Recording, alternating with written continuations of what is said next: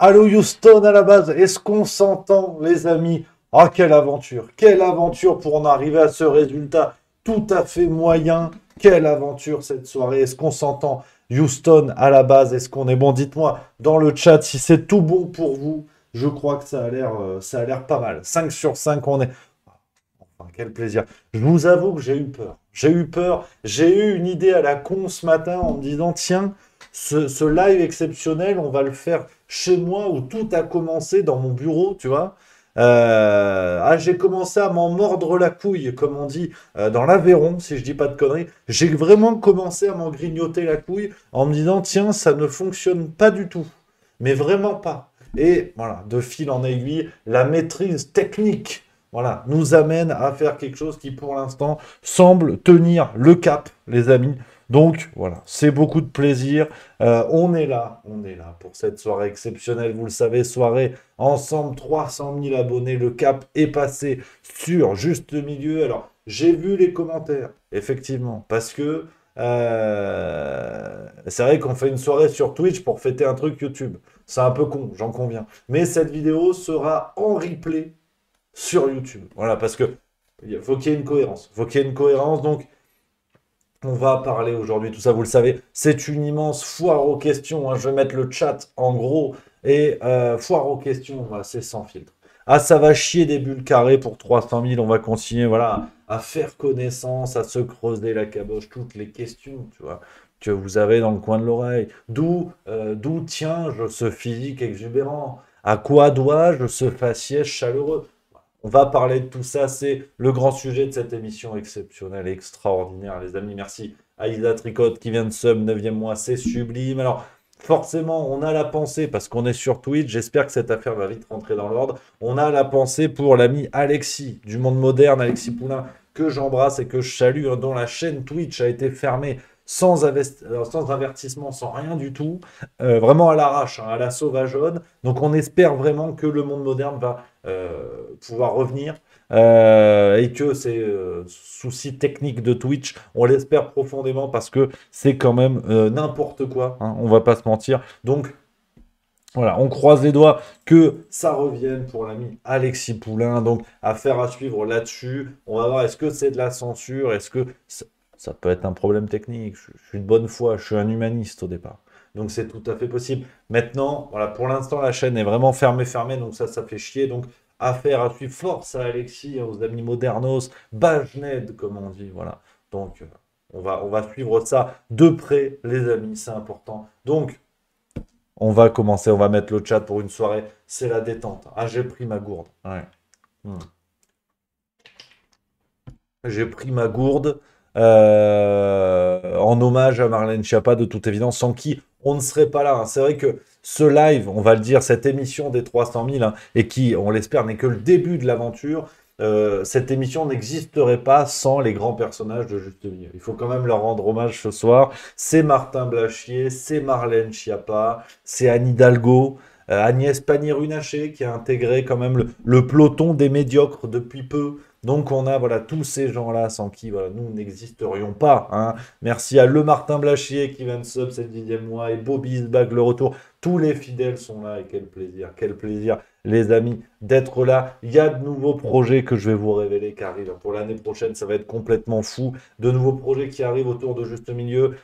Voilà, c'est zinzin, c'est les grandes révélations. On est tourné vers 2023 maintenant, ça y est, on s'arrête plus.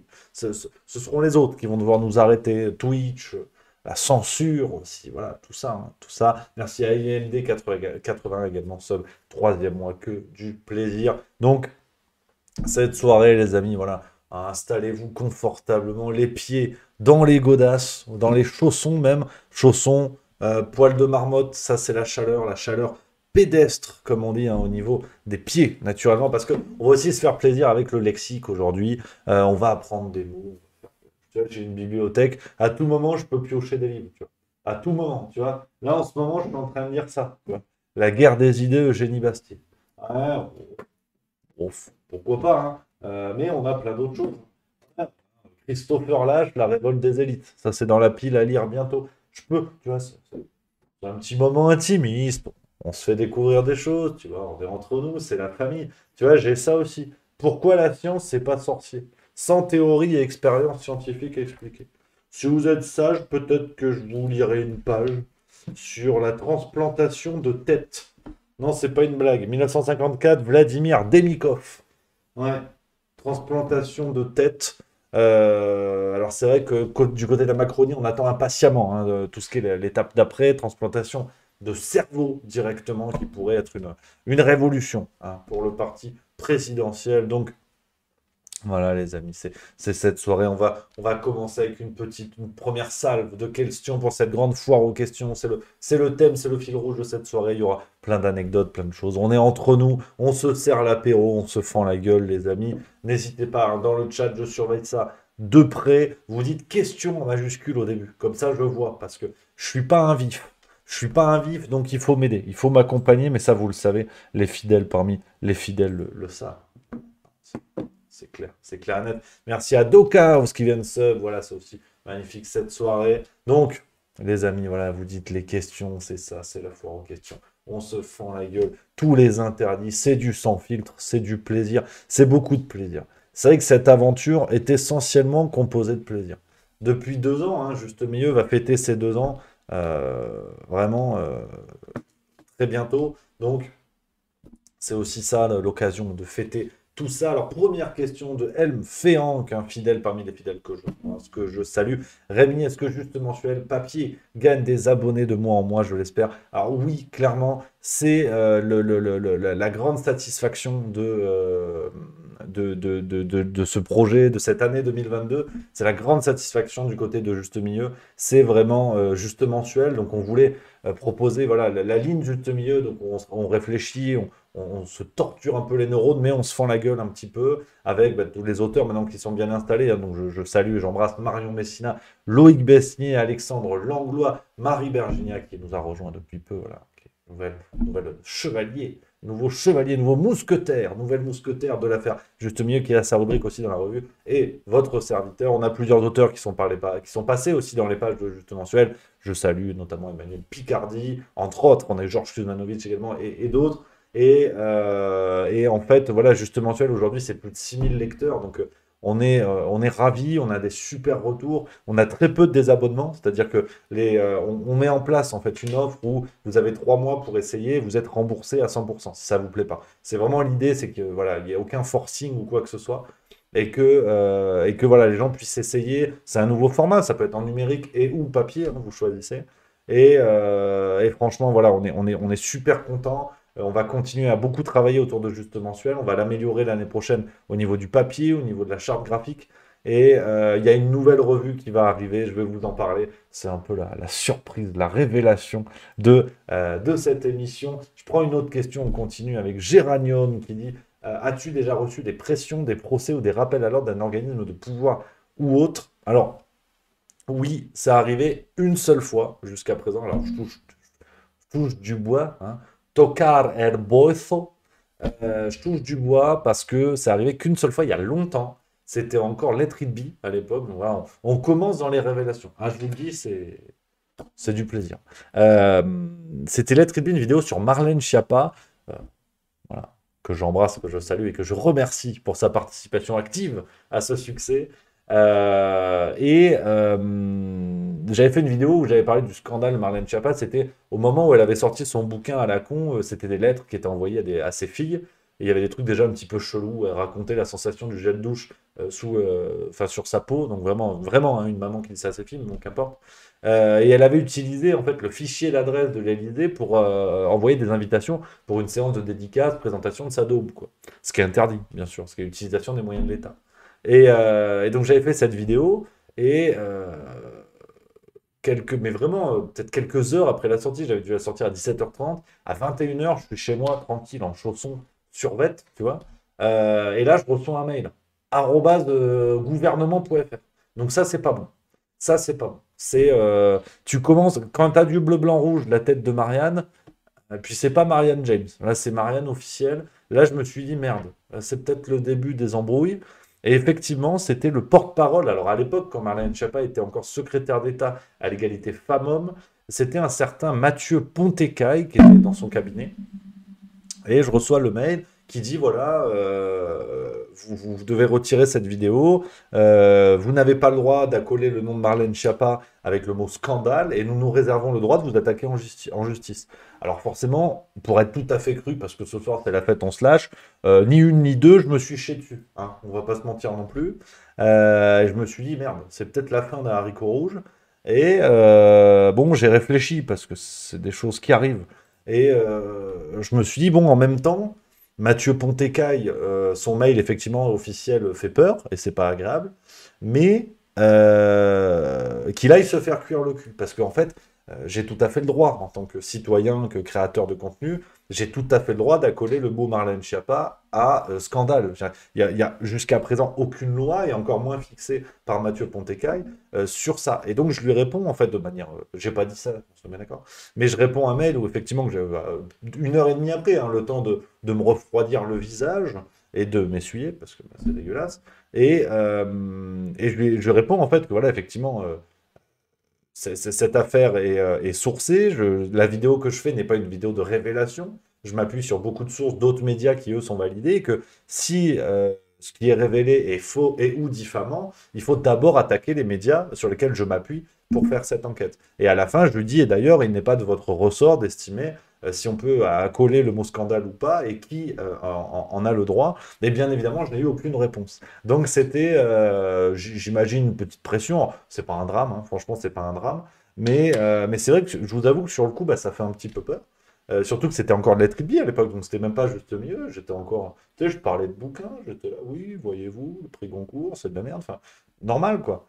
Et donc voilà cette histoire. C'est une histoire qui s'est passée. C'est la seule fois, franchement, c'est la seule fois où j'ai eu des pressions de manière un peu, enfin, une pression, et encore, c'est pas, elle est pas énormissime, c'est un demi, on va dire, c'est un demi-pêche, tu vois, en termes de pression. Et sinon, non, j'ai eu quelques menaces de mort il y a pas longtemps. Ouais, ça a les premières, ça, pareil, voilà, ça fait plaisir. Alors, je vous jure que c'est vrai, parce qu'on va encore me dire, tu tapes toujours sur les mêmes. Ça a émané de, apparemment, un soutien de la France Insoumise, qui n'a pas aimé, à mon avis, qui n'a pas aimé ce que j'avais pu dire sur Jean-Luc Mélenchon, et qui apparemment m'a dit que je ne te croise pas dans la rue, sinon je vais t'appliquer ma propre loi, quelque chose comme ça. Bon, après, moi je suis humaniste, hein, donc j'ai dit, bon, si vous voulez, monsieur, hein. J'ai pas répondu, hein, mais voilà. Mais franchement, c'est vraiment la seule que j'ai pu voir. Alors peut-être qu'il y a des messages après, des commentaires dans les vidéos et tout. Maintenant, c'est le jeu. Maintenant, c'est le jeu. Quand on s'expose, bah, autant je reçois des tonnes et des tonnes et des tonnes de messages gentils qui m'encouragent. Et ça, c'est passionnant, c'est magnifique, c'est un plaisir fou. Autant, bah oui, ça fait partie du jeu. Quand on s'expose, bah, à un moment donné, oui, il y a des gens qui vont être grognons et qui vont vous dire des dingueries. Bon, voilà. J'ai franchement pas envie pour l'instant de me victimiser, parce que ça fait partie du jeu et que c'est pas, ça prend pas une dimension vraiment problématique. Donc tout va bien. Mais sinon, voilà, franchement, pas plus. Franchement, pas plus jusqu'à présent. Donc on touche du bois. On touche du bois. Donc voilà, on continue dans les questions, hein. Il y a Kiket1212 qui dit te tuer pour te manger. Effectivement, là, c'est plus une question de loi, c'est une question d'appétit. Là, tu es sur un sanglier quand même, hein. Faut une belle broche, comme on dit dans le milieu. Comme disait Benjamin Griveaux, faut une belle broche pour faire tourner ce genre de choses. Donc voilà. Autre question de mon Yaya du Sud, 66, fidèle parmi les fidèles que j'embrasse, mon Yaya, merci beaucoup. Et après, je prendrai la question d'Idon-Til, Idon-Kit. Hein, et il n'hésite pas à la remettre parce qu'elle est intéressante. Enfin, elles sont toutes intéressantes, mais je vais prendre pour pas oublier. Mon Yaya qui dit question, bientôt une nouvelle aventure sur scène. Mon Rémi, alors, c'est vrai que l'année 2022, quand je vous dis qu'elle a été zinzin, c'est à tous les niveaux, et aussi à ce niveau-là. C'est-à-dire que en un an, j'ai eu la chance de débattre avec un ministre, Clément Beaune, grâce aux Amis du Crayon, un média le Crayon que je salue. J'ai eu la chance de faire mes premiers pas sur scène grâce à Stéphane Cuvelier, que je salue et que j'embrasse tout à fait tendrement. Un grand Stéphane que je salue. N'hésitez pas à faire un tour. Il a créé sa chaîne YouTube, là, vraiment sur YouTube. Ouais, c'est le principe d'une chaîne YouTube il n'y a pas longtemps. Et vraiment, voilà, l'ami Stéphane que je salue, qui m'a permis de faire ses premiers pas à Montpellier, Lyon, Auray, en Bretagne, chez nos amis bretons. Et une aventure de fou, quoi. Une aventure de zinzin, vraiment un plaisir incroyable. Et oui, ça me trotte dans la tête, franchement, ça me trotte dans la tête d'écrire un spectacle. vraiment, m'exercer davantage, qu'on soit bien d'accord, en priorité, c'est-à-dire que j'habite du côté de Lausanne en Suisse et il y a deux cafés, en tout cas à ma connaissance, qui font des scènes de comédie club. Et clairement, je vais essayer. Ben, je pense que c'est un passage inévitable. Que voilà, grâce à Stéphane, ben, j'ai pu jouer devant des salles qui étaient un peu acquises à notre cause, on va dire, donc des publics qui étaient assez proches. Et c'était super, j'étais dans les meilleures conditions possibles. La première salle de toute ma vie, c'était 320 places à Montpellier, donc c'est complètement fou. Mais je pense qu'il voilà, faut se mettre en difficulté. J'ai envie de commencer comme ça dans des comédie clubs. Et après, clairement, ouais, j'aimerais bien, pourquoi pas, un petit Tour de France avec un vrai spectacle. J'ai déjà des idées, j'ai envie de commencer à écrire. Puis voilà, quoi. En fait, ça peut être pas mal, hein, 2023, hein. Ça peut être une belle idée. Moi, je sais pas, faut voir si vous venez, parce que c'est vrai que l'idée, c'est qu'il y ait du monde. C'est quand même le projet, parce que s'il y a personne, c'est chiant. Donc voilà, faudra trouver cet équilibre entre je fais les blagues, vous venez dans les fauteuils. Voilà. Et on va essayer de bricoler ça, mais ce serait énorme si c'est voilà, pour 2023, il peut y avoir quelques premières petites dates, ça pourrait être cool. Ce serait franchement un galop d'essai, hein. Clairement, j'ai pas du tout la prétention de dire que je suis humoriste, c'est un métier que je respecte, que j'admire. Il y a des tauliers parmi les tauliers que je regarde très régulièrement. Donc, j'aurais aucune prétention de dire, ça y est, je fais du stand-up sur scène et tout. Ce sera essayer de sortir un peu de l'univers visuel, c'est-à-dire essayer de sortir de. Ce sera plus un changement de format qu'autre chose. Et puis peut-être, qui sait, un jour, après, au festival de la Charentaise Tressée, hein, tout est possible, hein. Tout est possible au bout d'un moment. Donc, ça va être vraiment le but du jeu, donc on verra les amis. Et puis, qui sait, après, finir à l'Élysée, hein. Je veux dire, si je deviens humoriste, derrière, c'est l'autoroute du plaisir. Donc, on peut voir ce que ça donne. Mais c'est vrai que franchement, ça me plairait bien. Maintenant, j'y vais avec beaucoup, beaucoup, beaucoup, beaucoup d'humilité parce que voilà, c'est tellement un métier que j'adore, que j'admire.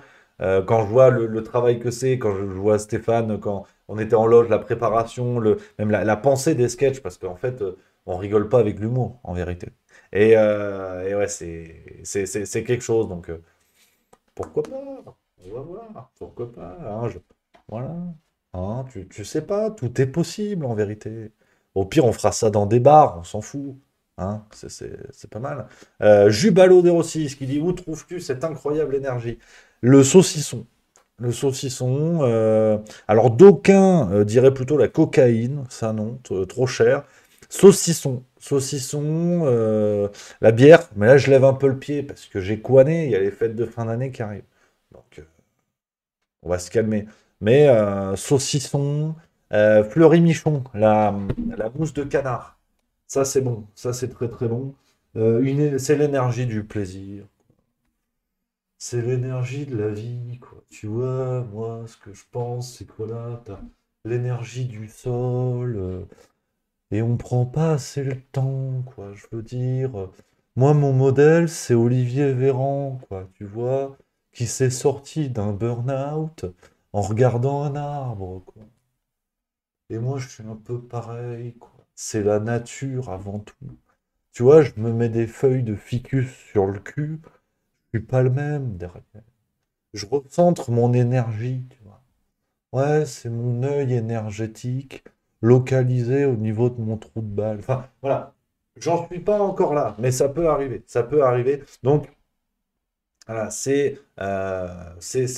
non, l'énergie est là. L'énergie est au rendez-vous, hein.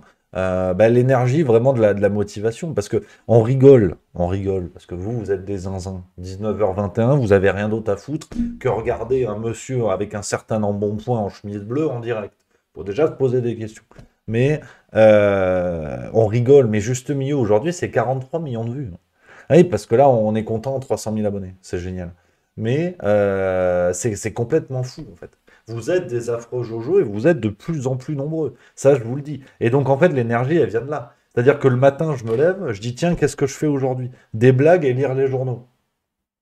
Bon, quand tu as des gens qui bossent sur les chantiers, qui bossent dans les hôpitaux, quand tu as des parents au foyer, bah, les gosses, c'est un boulot, hein. C'est un boulot à plein temps, hein. Là, t'as pas Michel à la machine à café où tu rigoles pendant 1 heure. papa, caca, maman, biberon. Tu vois, là, c'est du non-stop. Il n'y a pas de télétravail. Tu vois. On n'a pas encore le télébiberon.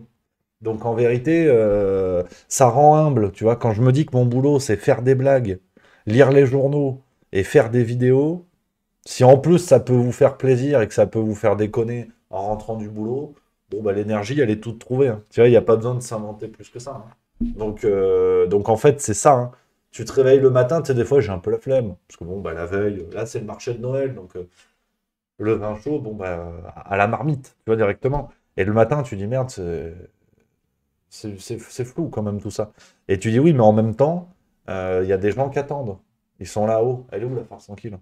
17h50, il n'y a rien. Et donc, ça motive. Donc, c'est vrai, putain, c'est du gagnant-gagnant. C'est win-win, quoi. Comme on dit dans les entreprises. Donc, alors, l'énergie, finalement, c'est à cause de vous, tout ça. C'est à cause de vous. Parce que c'est vrai que, bon, si on était 12, je ferais peut-être pas tout ça. On va pas se mentir. Mais là, c'est complètement zinzin. Donc, on continue comme ça. Alors, on prend une question un petit peu plus sérieuse et on reviendra après sur les anecdotes parce que c'est vrai que vous êtes beaucoup à m'en avoir parlé. C'est l'affaire Mathieu Slama. C'est alors il y a qui dit du coup. Moi j'attends ta réaction sur le bobo Mathieu Slama et c'est vrai que vous êtes plusieurs à m'en avoir parlé de cette affaire-là. Mathieu Slama, donc qui est professeur en communication politique, si je dis pas de bêtises, enfin en tout cas qui est de la partie, hein, comme on dit. Et c'est vrai que je l'avais reçu il y a quelques temps maintenant, il y a plusieurs mois, sur Juste Milieu dans les formats débat qui vont bientôt être relancés. On va y revenir. J'ai déjà un premier invité qui est acté, ça sortira la semaine prochaine. Et donc Mathieu Slama, au moment du Covid, avait sorti un bouquin que j'ai peut-être même ici. Surtout, ne bougez pas. Ah, j'ai une pile de livres là, il faut que je vous montre parce que on est détendu du slibard ce soir. Non, je l'ai pas, tu vois. Non, c'est pas ça. Non, je l'ai pas. Ça s'appelle Adieu les libertés, Adieu la liberté, quelque chose comme ça. Et, euh, et c'est vrai que Mathieu Slama a été une des rares voix dissonantes au moment du Covid. C'est-à-dire une des rares voix de quelqu'un qui est arrivé sur les plateaux pour dire non mais attendez, là il y a un recul des libertés manifeste et, et vraiment, on ne peut pas faire semblant. Il a vraiment été un des rares à amener un petit peu de contraste dans le débat d'idées.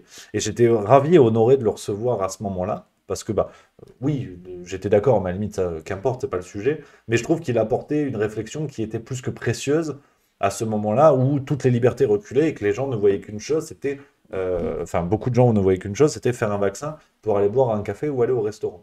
Et ça me plaisait beaucoup. Alors aujourd'hui, c'est vrai qu'il a des positions plus politiques, donc le Covid est un petit peu passé par là.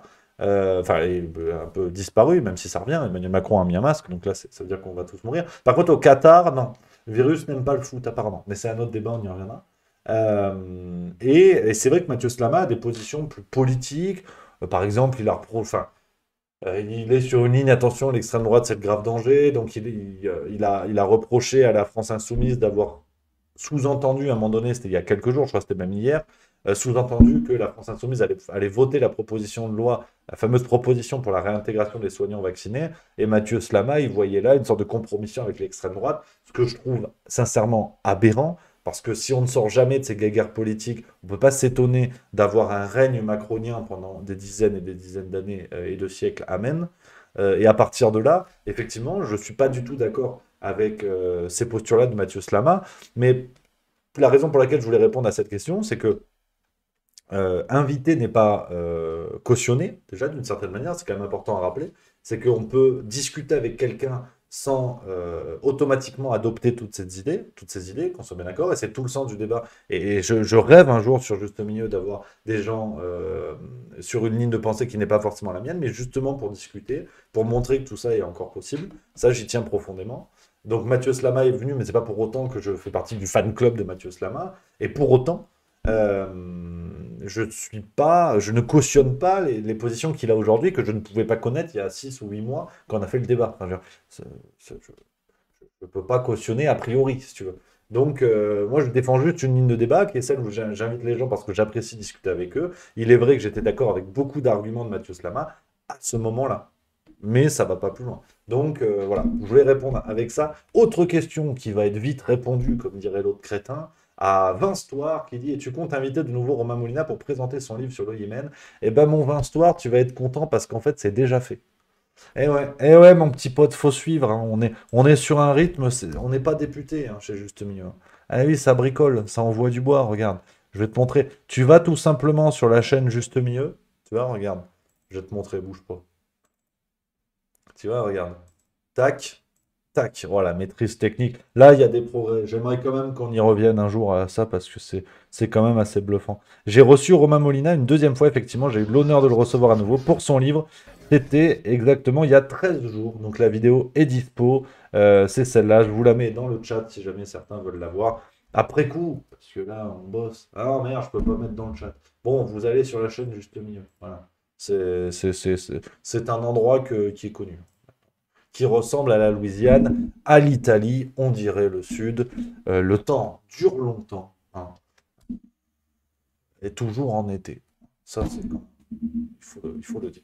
Donc, voilà, sur cette vidéo, alors qui, malheureusement, je vous avoue, je suis très déçu du score parce que le travail de Romain et d'ailleurs de sa co-auteure, dont je veux citer le nom et que je ne veux pas oublier, j'arrive tout de suite parce que c'est important. Il y a des gens qui travaillent, on cite tout le monde. Donc c'est Romain Molina et Boutaïna Farouk, voilà, que je tenais à citer. Travail incroyable de Romain Molina, travail d'enquête, travail d'investigation, comme on en a malheureusement trop peu.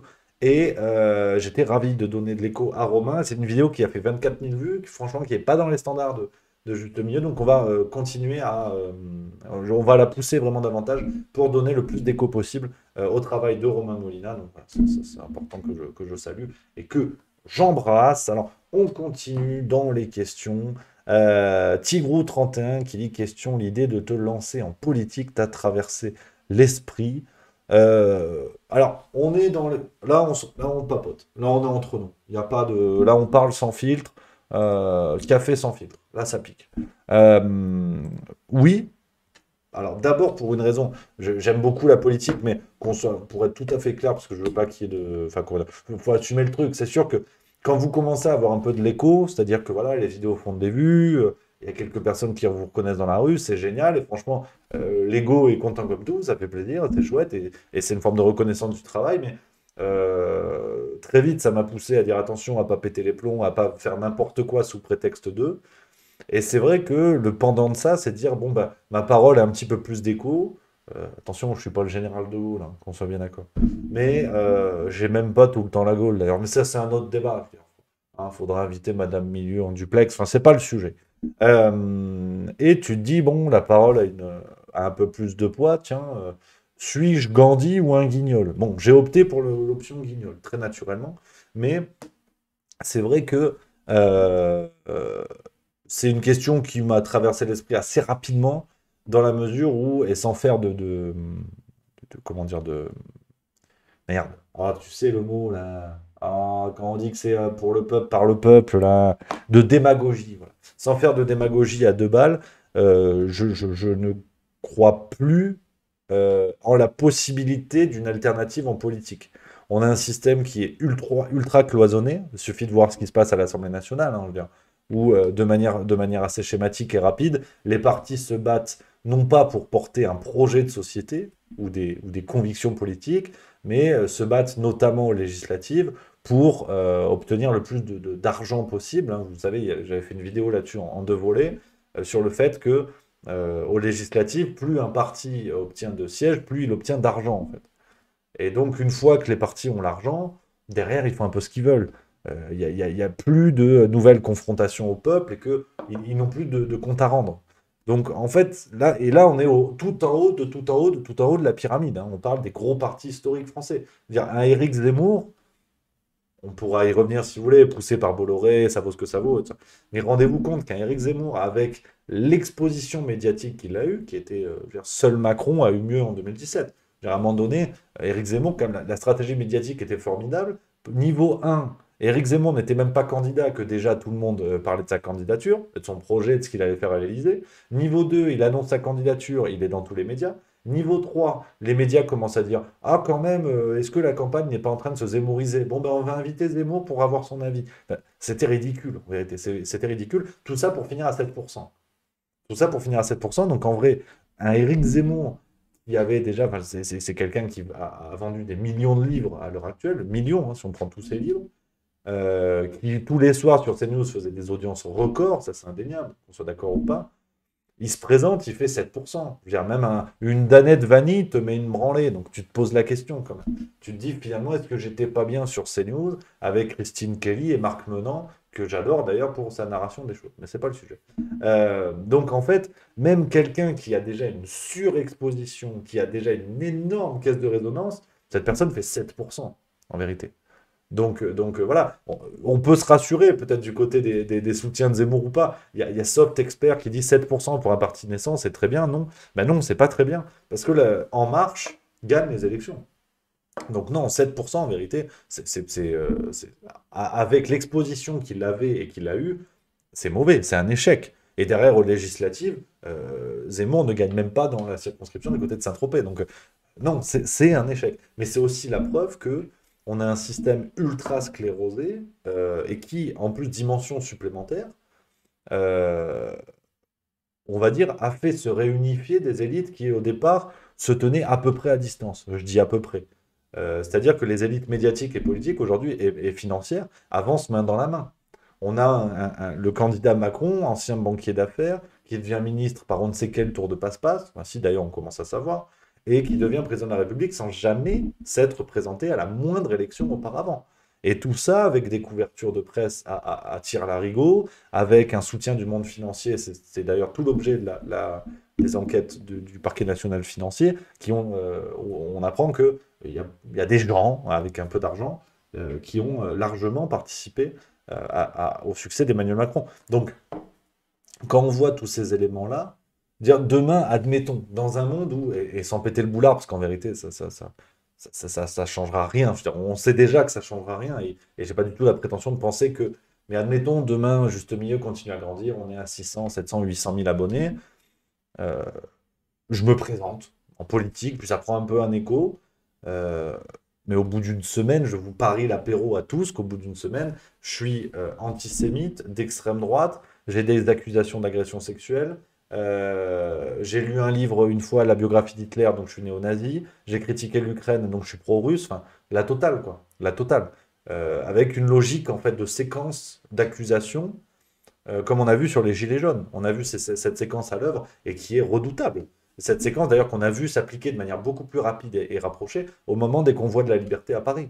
C'est-à-dire que vous prenez un fait complètement isolé, la quenelle sur les marches de Montmartre, il me semble, c'était, ou du Sacré-Cœur, pardon, à Paris, ça c'est au moment des Gilets jaunes, hop, les Gilets jaunes sont antisémites.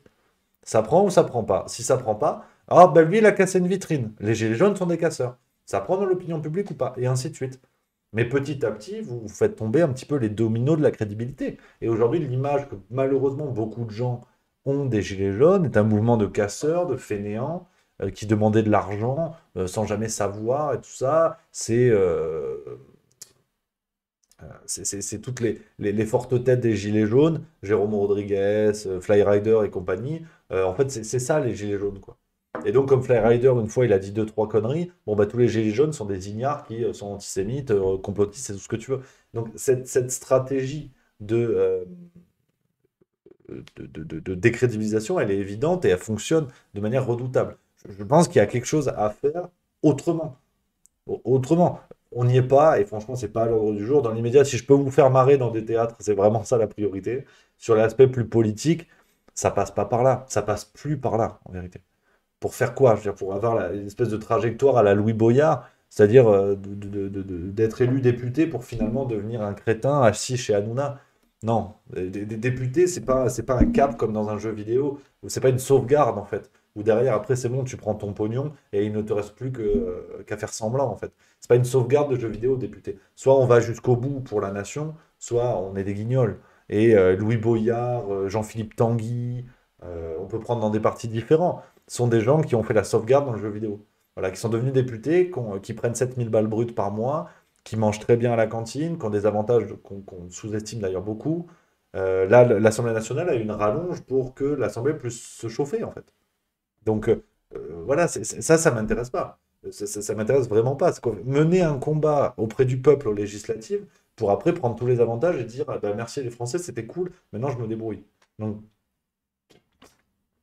donc en vérité, je ne vois pas vraiment l'intérêt de faire ça. Je pense qu'il y a un autre, il y a une autre voie, il y a autre chose qui est possible dans la logique de communauté, hein. Je sors d'un bouquin formidable il n'y a pas longtemps de Michel Maffezoli où il travaille sur la réflexion sur la question de communauté. Et en fait, le communautarisme est largement diabolisé. Dès qu'on dit communautarisme, on pense à l'islamisme, on pense à l'extrême droite, on pense à des choses comme ça. Mais il faut se rendre compte que la notion de communauté est décrédibilisée par des gens qui eux-mêmes vivent dans des communautés incestueuses, qui s'appellent les francs-maçons, qui s'appellent les élites des plus grandes écoles, qui s'appellent le gouvernement. Et que quand on reproche, par exemple, à des gilets jaunes, quand on reproche à des gens qui ont une communauté de région, de langue, de loisirs, que ce soit un club de bridge ou un club de foot ou ce que vous voulez, quand on a au niveau du pouvoir des messages qui sont envoyés, attention, le communautarisme, c'est pas bien, mais regardez le gouvernement. Il n'y a que des gens qui se cooptent entre eux. T'as les copains des copains qui débarquent au truc. On les retrouve dans des sociétés plus ou moins occultes, plus ou moins officielles. Donc ça va des espèces de think tank en bois, comme l'Institut Montaigne, dont l'ancien président Laurent Bigorgne a été condamné aujourd'hui pour avoir drogué une femme à son insu. Ah, mais il n'y avait pas de motif sexuel, il a juste mis de la MDMA dans sa coupe de champagne. Il prend 10 mois avec sursis. Et si on creuse un peu, peut-être, je dis n'importe quoi, là j'ai pas les preuves. Si on creuse un peu, peut-être qu'on peut se rendre compte qu'il y avait un magistrat qui avait été dans son institut ou je sais pas quoi. Il y a une logique de communauté. Donc ce qui est très intéressant, et c'est ce que dit Michel Maffezoli, faut que je vous retrouve le livre, je sais pas où je l'ai foutu. Euh, ce qu'il dit, et ce qui est passionnant, c'est que ces mêmes gens qui décrédibilisent à longueur de journée les communautés, qui vont pointer du doigt par exemple la communauté d'islam en France, en disant ouais mais vous avez vu c'est les terroristes, ils tuent les moutons dans les baignoires. Oui mais c'est pas que ça en fait. C'est aussi les voisins qui, au moment des fêtes religieuses, vont donner des choses, vont aider, que les jeunes vont faire les courses pour les mamans, pour les machins, pour les bidules. Je ne dis pas ça pour être angélique, je dis juste qu'il y a une forme de nuance à avoir, et que ces mêmes gens qui vont pointer du doigt et diaboliser des communautés, en fait, sont des gens mais qui vivent très clairement dans un communautarisme terrible. Je veux dire, enfin, regardez le gouvernement, regardez les gens qui se nomment entre eux, tu as toujours les mêmes noms, et tu as des renvois d'ascenseurs, tu as des choses comme ça. C'est le communautarisme le plus dangereux, c'est celui-là, parce que c'est celui qui tient les rênes. Le communautarisme de l'association de bridge à Mont-Soleil-Mines, tout le monde s'en branle en fait. Et quand tu vas dire oui, mais ces gens-là sont des communautaristes, donc tu sous-entends qu'ils sont dangereux. Pas du tout. Et moi, je suis content que Juste Milieu aujourd'hui soit quelque chose de communautariste. On forme une communauté. Et je rêverais qu'un jour, peut-être par l'intermédiaire des spectacles ou d'événements qu'on pourrait faire, l'idée s'était posée à un moment donné, et je tiens à ce qu'on puisse le faire, pourquoi pas l'année prochaine, que les gens se rendent compte, quoi, de prendre l'apéro, que bah, voilà, des gens qui votent Mélenchon, Le Pen, Zemmour, Macron, se retrouvent, sympathisent et puis prennent l'apéro. Si en plus ils regardent la farce tranquille, c'est formidable. Mais c'est ça la communauté. Et c'est peut-être un truc un peu basique et un truc un peu naïf que je vous dis là, mais ça peut nous tenir. Ça peut tenir des groupes de gens qui, bah, plutôt qu'être tout seuls dans leur coin à dire putain, je me suis fait vacciner, mais je doute, ou je me suis pas fait vacciner, ou je sais pas quoi. Enfin, que chacun a ses petites raisons au quotidien et tout ça. Les gens disent, bon, bah tiens, il y a Michel, c'est marrant, on s'est croisé au spectacle de Juste Milieu, il aime bien Juste Milieu, il habite à 500 mètres, et Michel, il est fan de Ricard, comme moi, donc on va s'en mettre une belle. Ça, c'est le but, tu vois. Ça peut être pas mal. Ça peut être une bonne idée. Et ça, c'est le communautarisme, et j'y tiens vraiment. Le communautarisme est très bien quand il a ce visage-là. Voilà, non, mais petit laïus un peu long. Mm. Donc, je reprends les questions, les amis, dans cette foire aux questions exceptionnelles avec Confidentiel qui dit est-ce que juste milieu au total entre YouTube, Twitch, juste mensuel te permet tout de même d'avoir un vrai salaire correct? Oui, clairement, je veux être tout à fait transparent là-dessus. J'ai un bon salaire, je vis très bien, il n'y a aucun problème là-dessus. Aujourd'hui, on est trois dans l'entreprise juste milieu, c'est une entreprise. Donc on est trois à travailler à 100%. Donc on peut tous les trois avoir un salaire confortable, agréable qui vraiment fait que la fin du mois, la question, c'est pas de compter les sous, donc c'est déjà une chance absolue aujourd'hui. Et tout ce qui est bénéfice au niveau de la société, parce qu'on a, bah, c'est une entreprise, hein. L'idée, c'est qu'on on réinjecte tout pour de nouveaux projets, pour la nouvelle revue qu'on veut lancer l'année prochaine, pour du matériel, pour des tournages qu'on avait fait pour Juste Culture où on se déplace et tout ça. Et ça, c'est vraiment l'idée. C'est vraiment l'idée, c'est que c'est une logique d'entreprise, donc le but c'est de gagner des sous, ça c'est clair. Enfin, je vais être très clair avec vous, il y a pas, voilà, je suis à l'aise avec ça, hein. Le juste mensuel nous permet de dégager des bénéfices qui nous permettent ensuite d'investir dans d'autres projets. C'est une logique d'entreprise tout à fait normale. Je veux pas du tout jouer avec vous à l'espèce de Saint-Maritain, à bon Saint-Maritain, pardon, à vous dire ah non, non, mais moi je fais ça pour. Je suis un humaniste, vraiment, voilà, je mange des cailloux et je marche les pieds nus. Non, non, c'est une entreprise et tout le but, c'est que tout ça puisse se développer, grandir, qu'on fasse de plus en plus de formats, de plus en plus de missions, qu'on agrandisse l'équipe juste milieu et ainsi de suite. Et à terme, j'aimerais vraiment que ce soit un média à part entière, quoi, avec plein de formats différents, où on propose aux gens des choses vraiment différentes. Donc ça, c'est voilà, c'est le but du truc. Mais c'est vrai que on est français, on va pas se mentir. Parler pognon, on n'est pas vraiment à l'aise, hein. Ça, c'est un truc, c'est non, ça on n'aime pas trop. Parler pognon, c'est pas notre truc. Mais faut être clair, voilà, c'est t'imagines bien que tout ça, je le fais pas gratos, tu vois. T'as l'ordinateur, t'as les trucs, c'est le bureau, tu vois. Ça, c'est mon bureau, tu vois. T'as d'autres livres là. Bon, puis t'as une pancarte de bière. C'est les coulisses, hein, je te montre, tu vois. Là, t'as une tirelire Toy Story, Docteur Côte de Porc. Ça, c'est pas mal. Là-haut, t'as un chapeau irlandais que j'avais chippé dans un pub à 8 grammes. Enfin, voilà, quoi, hein. Ouais, les sous que je gagne, j'achète des livres. Ça, j'avoue que c'est mon péché mignon, je vais pas te mentir. Ah, et ça, c'est une catastrophe. Faut surtout pas me laisser dans la Fnac. Ah, ouais, non, non, j'ai fait des choses très sales. Ouais, ouais, tu vois, j'ai mal remis l'écran, tiens. Ouais, tu vas faire des bêtises. Donc, voilà un petit peu cette question continue, les amis. N'hésitez pas, hein, dans le chat, les questions que vous avez, les sujets de débat, les réflexions, tout ce que vous voulez. Ah, il y a Bamevla que j'embrasse, merci beaucoup, qui dit une vraie presse, ça fait du bien avec un bon esprit juste et au milieu. Alors, c'est peut-être le moment de la révélation, tiens, tant qu'on est dans le sujet. Puis après, il y a La Bougie de Saint-Tropez, tu sens que c'est son truc. Il veut parler de Jean-Michel Trogneux. Donc on va y venir, il n'y a pas de filtre ce soir, pas de problème. Et Miss Deans, j'ai vu ta question, ma Miss Deans, tu peux me la remettre juste après. Je vais répondre dans l'ordre, mais promis, remets-la. Qu'est-ce que je disais? Oui, la revue. La revue, c'est le scoop de la soirée. On travaille pour le lancement d'une nouvelle revue fin premier trimestre 2023. Alors l'idée, c'est que nous, on veut jouer le rôle d'éditeur, en fait, dans ce projet-là. On veut être un trait d'union un petit peu avec tout le monde. Et on va vous proposer, c'est vraiment l'idée qu'on essaie de mettre en place, on essaie de rassembler autour de nous le plus d'intervenants possible. On va faire une revue d'idées, comme il se faisait fut un temps, donc avec 100 lignes éditoriales, 100 thèmes, si vous voulez, et avec le plus d'intervenants possible, des têtes qui dépassent. Donc, c'est-à-dire qu'il n'y aura pas Raphaël Antoven, il n'y aura pas Caroline Fourest, il n'y aura pas Christophe Barbier, il n'y aura pas enfin, tous ces guignols, quoi. Et l'idée, c'est ça, c'est vraiment une revue d'idées avec des intervenants qui proposeront des articles de tous bords, tous les mois. Voilà, ce sera au moins 40, 50 pages. On aimerait faire un mensuel.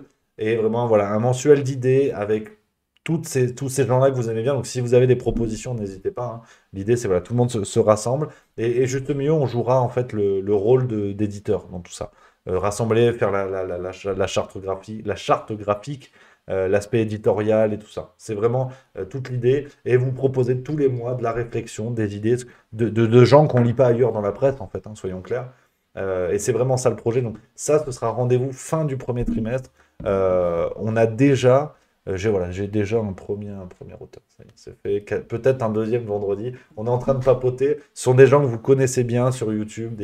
Vous avez compris que voilà, c'est la même sphère, hein. Donc après, voilà, ce sera sûrement catalogué très vite, hein, comme la revue d'extrême droite, de machin, de bidule et tout. Tant pis. Tant pis, parce qu'en fait, je pars du principe aujourd'hui que de toute façon, euh, maintenant, enfin, l'espèce de schisme est assez clair, en vérité. Euh,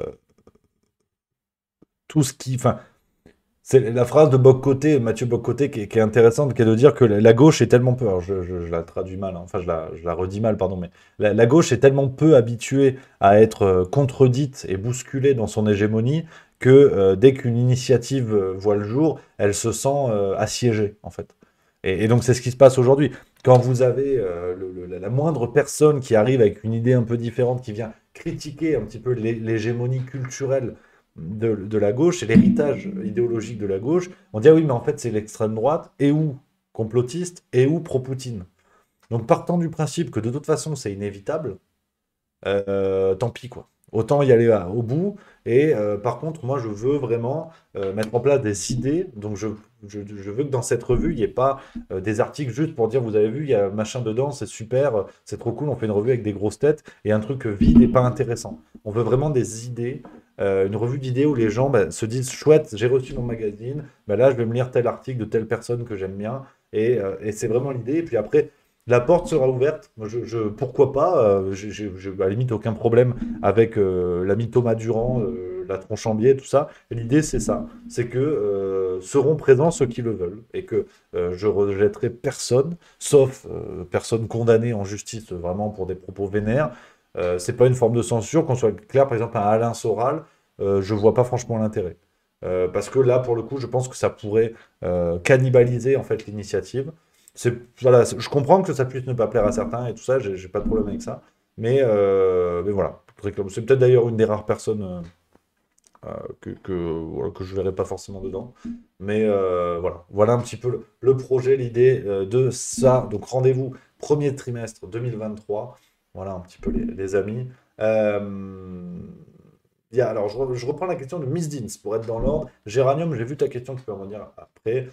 Question, Miss Deans qui dit que reproches-tu concrètement aux zététiciens? Euh, alors, je leur reproche, je leur reproche. C'est-à-dire que c'est pas tant un reproche, c'est intellectuellement, je ne comprends pas leur démarche. Des gens qui utilisent le doute comme méthode philosophique, alors là, moi, je dis chapeau. Par contre, comment dire, l'utilisation du doute comme méthode de réflexion ne me semble pas. Enfin, comment dire? J'ai du mal à le formuler, tu vois, je deviens aussi clair que la Tronchambier. Et je suis pas pauvre, tu vois, donc je peux porter plainte, mais c'est pas le sujet. Euh, L'utilisation du doute comme méthode de raisonnement fait que l'accusation automatique de complotisme dès que quelque chose ne fonctionne pas, là, il n'y a plus de doute dans ce cas-là. C'est-à-dire qu'ils doutent quand ça les arrange, en fait, pour aller vite. C'est ça qui m'embête. C'est qu'ils doutent quand ça les arrange. Et que déjà, cette démarche de gens qui s'imposent comme des arbitres du vrai, normalement, je recule de 3 pas, moi. C'est à 10 mètres, comme en rugby. Je me mets à 10 mètres parce que c'est une démarche que je trouve extrêmement dangereuse sur le plan des idées, que je trouve extrêmement dangereuse. Quelqu'un qui n'a pour seul argument que de dire moi je suis arbitre de la vérité, c'est bien que ses arguments sont suffisamment fragiles pour qu'il se donne une sorte de chasuble qui le rend intouchable. Et on l'a vu avec le scandale des fact-checkers qu'il y a eu il y a quelques semaines. On a vu quoi. C'est ces gens autoproclamés, soutenus même de manière officielle, ça reste encore à prouver. Donc potentiellement soutenus de manière officielle, ces gens qui disaient mais en fait, nous c'est la vérité. Nous, c'est la vérité. Donc, Facten Curieux, Julien Pain, La Tronchambier, c'est quelques gens d'ailleurs assez identifiés. C'est ce qui est intéressant, c'est que vous noterez que ce sont des gens identifiés, calibrés, et personne n'a rejoint leur meute. Dire des influenceuses qui font des unboxings ou je sais pas, qui font des vidéos des tutos maquillage, n'importe qui peut le faire. Et du jour au lendemain, si tu fais un travail sympa et que tu arrives à réunir une communauté, tu deviens influenceuse maquillage, tu vois. Là, ce qui est intéressant, c'est que sur les zététiciens slash détenteurs de la vérité, personne n'a rejoint cette espèce de secte philosophique. Donc, je trouve ça déjà très suspect. Je trouve ça très suspect. Quand Juste Milieu est arrivé, il y avait déjà des tauliers comme Tatiana Ventose et Greg Tabibian dans le secteur des youtubeurs qui parlaient d'actu. Personne m'a empêché d'arriver. Et puis voilà, j'ai fait mon petit bonhomme de chemin. Là, sur les zététiciens et les fact-checkers, tu as une sorte d'équipe qui est déterminée. Personne ne peut arriver. C'est-à-dire que demain, si Juste Milieu arrive et que je commence à péter les plombs et je me dis, bon, bah, en fait, je suis fact-checker maintenant. Je suis fact-checker et tout, on va me dire, non, mais ça marche pas comme ça, et le truc va se retourner contre moi. Genre, Juste Milieu est dangereux parce qu'il prétend détenir la vérité. C'est ce qu'on reproche, ce que les fact-checkers reprochent beaucoup aux autres. Et en fait, bah, voilà, quoi. C'est surtout ça qui m'inquiète. Après, je vous avoue, là encore, pour être tout à fait transparent, j'ai l'impression quand même que cette affaire Azalbert Aberkan, Tronchambier et compagnie commence un peu à tourner au concours de Zizi. Il y a des échanges sur Twitter, surtout côté Tronchambier, je le reconnais. Je veux dire, la Tronchambier qui fait des blagues, qui ricane de son côté pendant un bout de temps, et dès qu'il prend des tirs de son côté, il dit ah ouais, mais c'est du harcèlement. Donc il y a un truc qui est un petit peu fastoche quand même. Ça tourne un peu à la bagarre d'école, alors que potentiellement on part d'une affaire gravissime, qui sera jugée en justice si des plaintes ont été déposées effectivement, dans un sens comme dans l'autre. Mais on parle quand même de quelque chose de gravissime. S'il y a vraiment eu un soutien au niveau de l'AFP et ou au niveau gouvernemental pour officialiser, on va dire, euh, les fact-checkers et tout ça, et pour en fait assurer la propagande gouvernementale, parce que c'est ça que ça veut dire, c'est grave, c'est gravissime. Donc je suis curieux de voir que pour l'instant, tout redevient un peu une sorte de bagarre de fierté, où les uns disent oui, c'est vous les méchants, non mais en fait c'est vous, oui mais toi tu harcèles, enfin bref. Moi j'attends que ça se règle dans les tribunaux, en fait, tout ça. Donc affaire à suivre, mais c'est vrai que on en parlait sur Twitch il y a quelques, je crois que c'était la semaine dernière. Il faut bien se rendre compte que c'est un match à mort. C'est un match à mort qui est en train d'être livré entre l'espèce de camp des fact-checkers et le camp Aberkan, François Razalbert et quelques autres. C'est un match à mort parce que s'il y a un jugement, après on me dira oui, mais la justice, elle n'est pas forcément indépendante et tout. C'est d'accord, mais imaginons que. Voilà. Euh, S'il y a un jugement, il y a un camp qui va tomber et qui va être décrédibilisé à jamais. Vraiment à jamais. Sincèrement, je préférais que ce soit celui des fact-checkers. Hein, j'aime bien le travail d'Idriss Aberkan, j'aime bien François, j'étais ravi comme tout d'aller faire une vidéo chez eux. Donc, effectivement, moi, s'il fallait, j'ai un peu choisi mon camp. Concrètement, oui, la démarche de la tronche en biais, j'ai un petit peu du mal, quoi. Euh, j'ai un petit peu du mal, pas tant sur le fond, parce que le fond est souvent très intéressant, mais c'est la façon de faire, quoi. La façon de faire, de dire, mais en fait, bah, il y a le vrai contre le faux, et puis moi, je suis propriétaire du vrai. Bon, on va pas faire 2 heures là-dessus, vous avez compris que bon, c'est pas le genre de la maison. Voilà, c'est pas le truc. Mais bon, affaire à suivre là-dessus. Autre question, qu'est-ce qu'on dit là? Il y a autre question, les amis, dans le fil, on continue, voilà, on papote, tu vois. Ça fait plaisir. Ah, on se repose, tu vois. Puis en plus, demain, vous savez ce qui vous, oui, si vous savez ce qui se passe. Demain, 9 décembre, au moment où je parle, c'est le 13e épisode du Martin Blachier Comedy Club. Eh oui, ça arrive demain. Demain, c'est la folie. C'est la fiesta loca demain, j'ai envie de dire. Et je le dis, là. Donc ça va être complètement zinzin. Maxime Dupont qui dit que penses-tu du travail du cercle Aristote? Alors, je veux pas dire de. Attends, je veux pas confondre parce que des cercles, il y en a 12 000. Euh, voilà, c'est bien ça. Alors, je vais tout vous dire parce que c'est un personnage dont j'entends beaucoup parler, mais que je connaissais très peu, trop peu. C'est Pierre-Yves Rougeron. Et si je dis pas de conneries, c'est bien lui qui est à l'initiative du Cercle Aristote. Je veux pas dire de bêtises parce que très franchement, j'ai découvert depuis peu en fait.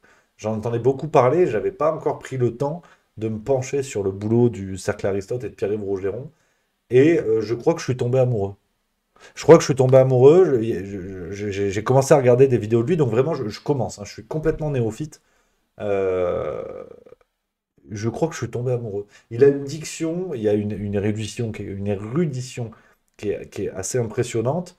Il a une dégaine de serial killer des années 80. Ça me parle beaucoup. Est-allemand, avec les lunettes et tout. Il a quelque chose qui me plaît beaucoup. Je crois que je suis tombé amoureux.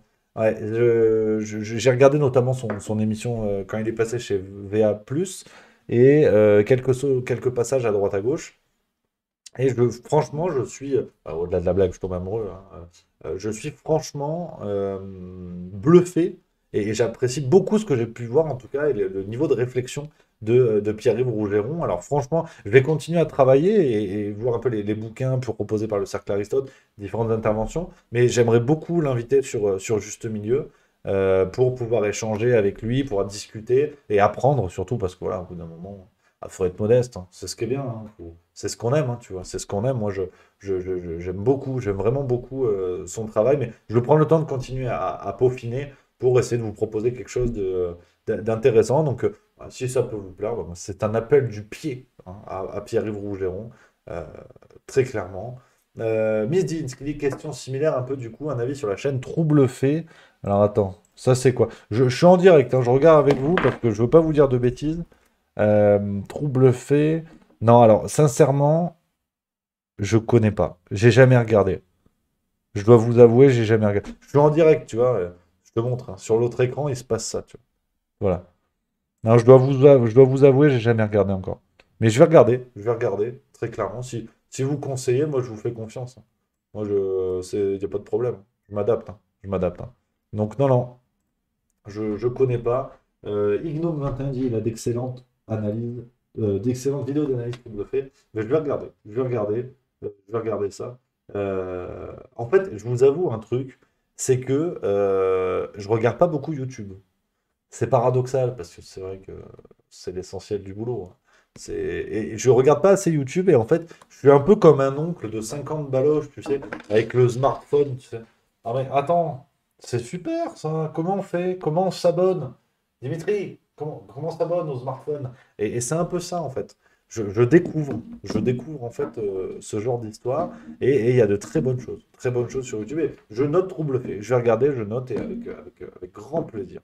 Donc, je continue. Alors, Tartampion34 qui dit question à quand Rémi chez Thinkerview? Alors, l'occasion ne s'est pas encore présentée, mais en tout cas, je serais honoré si ça se présentait. C'est vraiment la ligne, hein. C'est vraiment la ligne, vous le savez, hein, sur Juste Milieu, c'est que franchement, je suis ouvert à toutes les propositions. Alors, comme ça fait un peu influenceuse au Qatar, prête à se faire caguer dans le bec, mais c'est pas la question.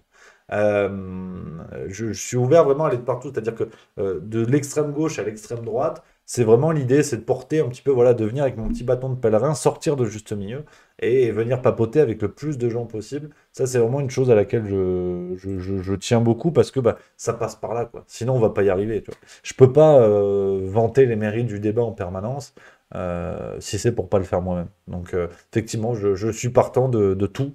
Là, j'ai par exemple un média en Belgique qui m'a contacté. Normalement, en janvier, il y aura un truc. Je vous tiendrai au courant. Je vous tiendrai au courant. Tartampion 34, mais je te dis que je suis nul. As-tu un avis sur la chaîne Les Frères Dissidents officiels? Ah, je connais pas. Je connais pas du tout. Je connais pas du tout. Euh, je suis nul en fait. Le Crapouillot, pareil, je connais pas. Ouais, non, mais je suis nul en fait. C'est sûrement du très bon boulot, assurément, mais je connais pas, hein. C'est terrible. Alors, il y a une question qui revient. La bougie Saint-Tropez, c'est sa question. Faut régler la question, sinon on va pas y arriver. Pourquoi personne ne parle de Jean-Michel Trogneux? Alors, euh, je vais être tout à fait bref, concis dans cette affaire. Je n'en ai plus ou moins rien à foutre. Jusqu'à il n'y a pas longtemps. Voilà. Jusqu'à il n'y a pas longtemps. Donc, pour résumer ceux qui n'auraient pas suivi, la vilaine théorie, comme quoi Brigitte Macron serait un mec.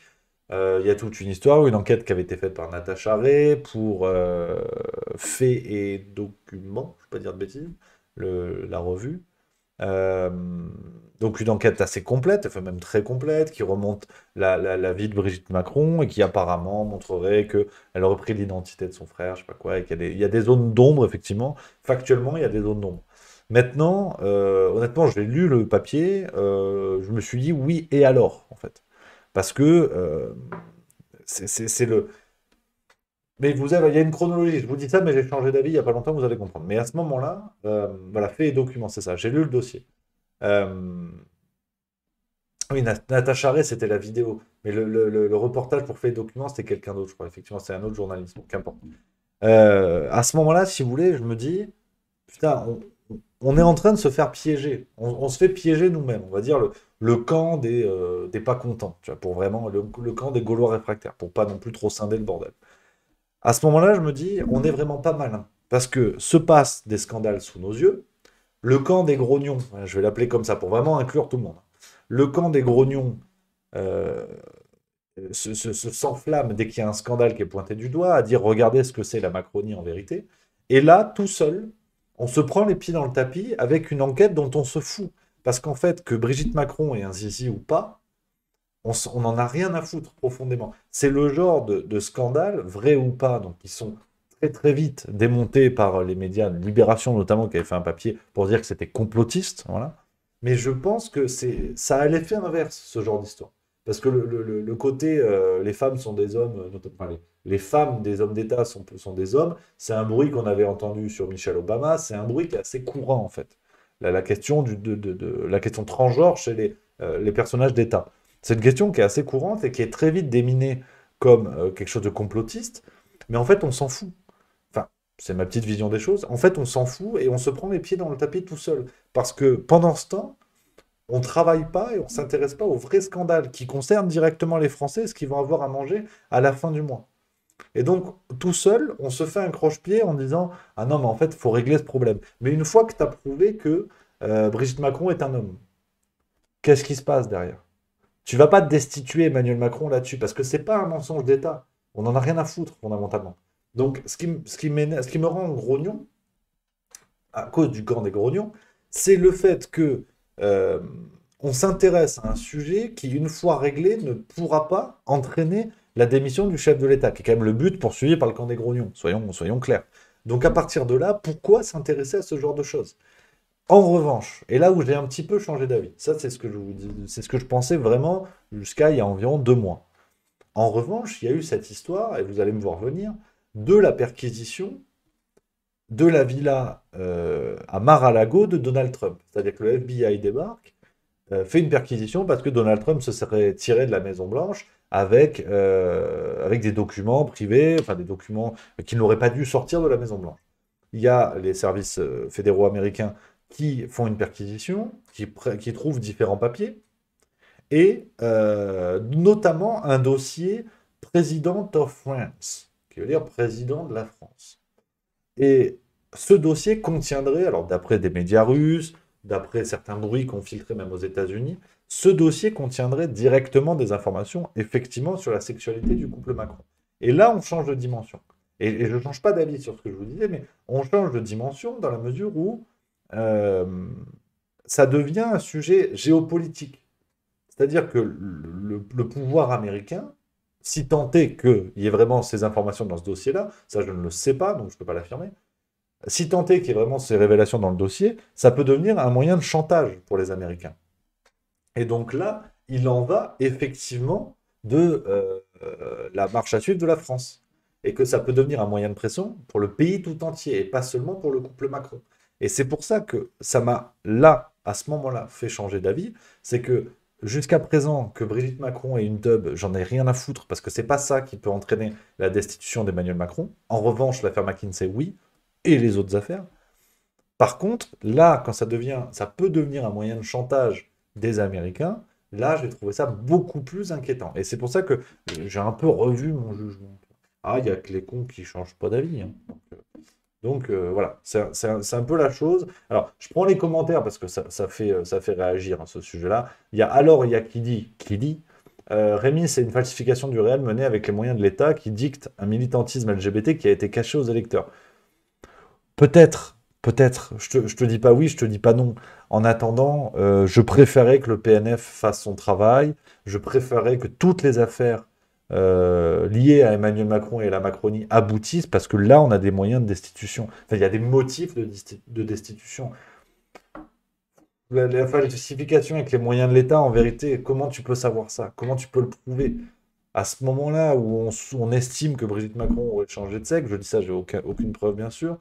euh, le Macron n'était pas destiné à devenir président. Ou alors, si, effectivement, ça va beaucoup plus loin. Et là, par contre, là, là, ça me dépasse. Donc, c'est pour ça que je pense qu'il ne faut pas tomber dans des pièges qu'on se tend tout seul. Il y a tellement de scandales qui peuvent vraiment entraîner un tremblement de terre au niveau politique français que ça fait chier, quoi. On s'intéresse sur de mauvaises choses.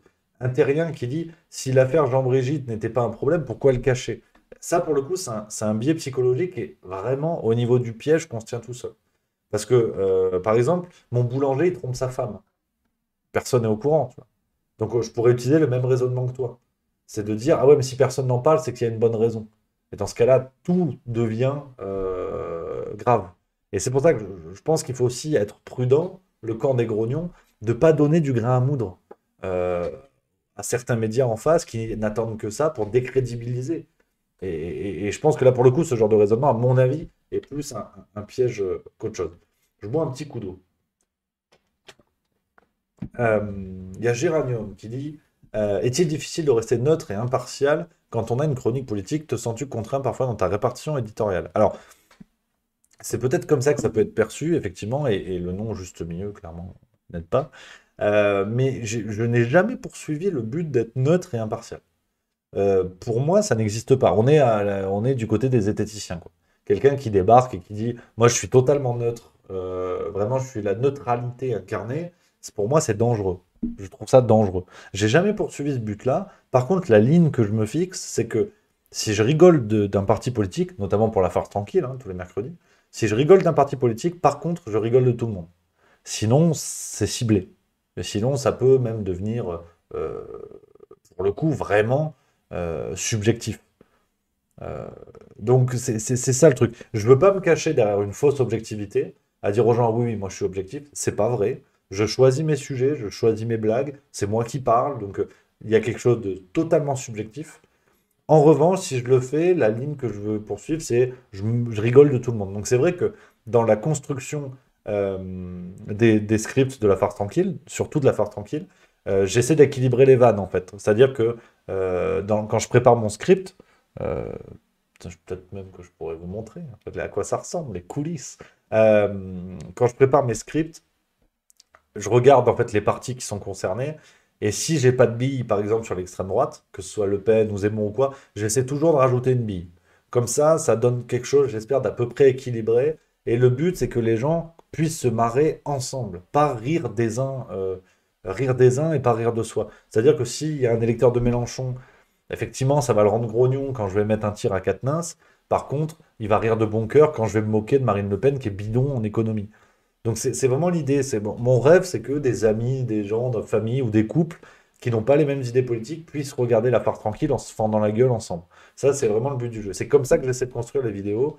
En revanche, ceci dit, hein, il y a une transition, il y a une pensée.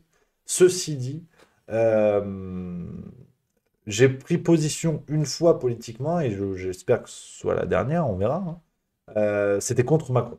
Contre Macron, clairement, oui, je suis opposé à la politique qui est menée en France, à la politique du gouvernement d'Emmanuel Macron, à la politique d'Emmanuel Macron, de sa trajectoire jusqu'à aujourd'hui. Pour moi, c'est une hérésie démocratique euh, et qui me semble dangereuse pour le pays et qui entraîne une déconstruction, là encore, du paysage politique français.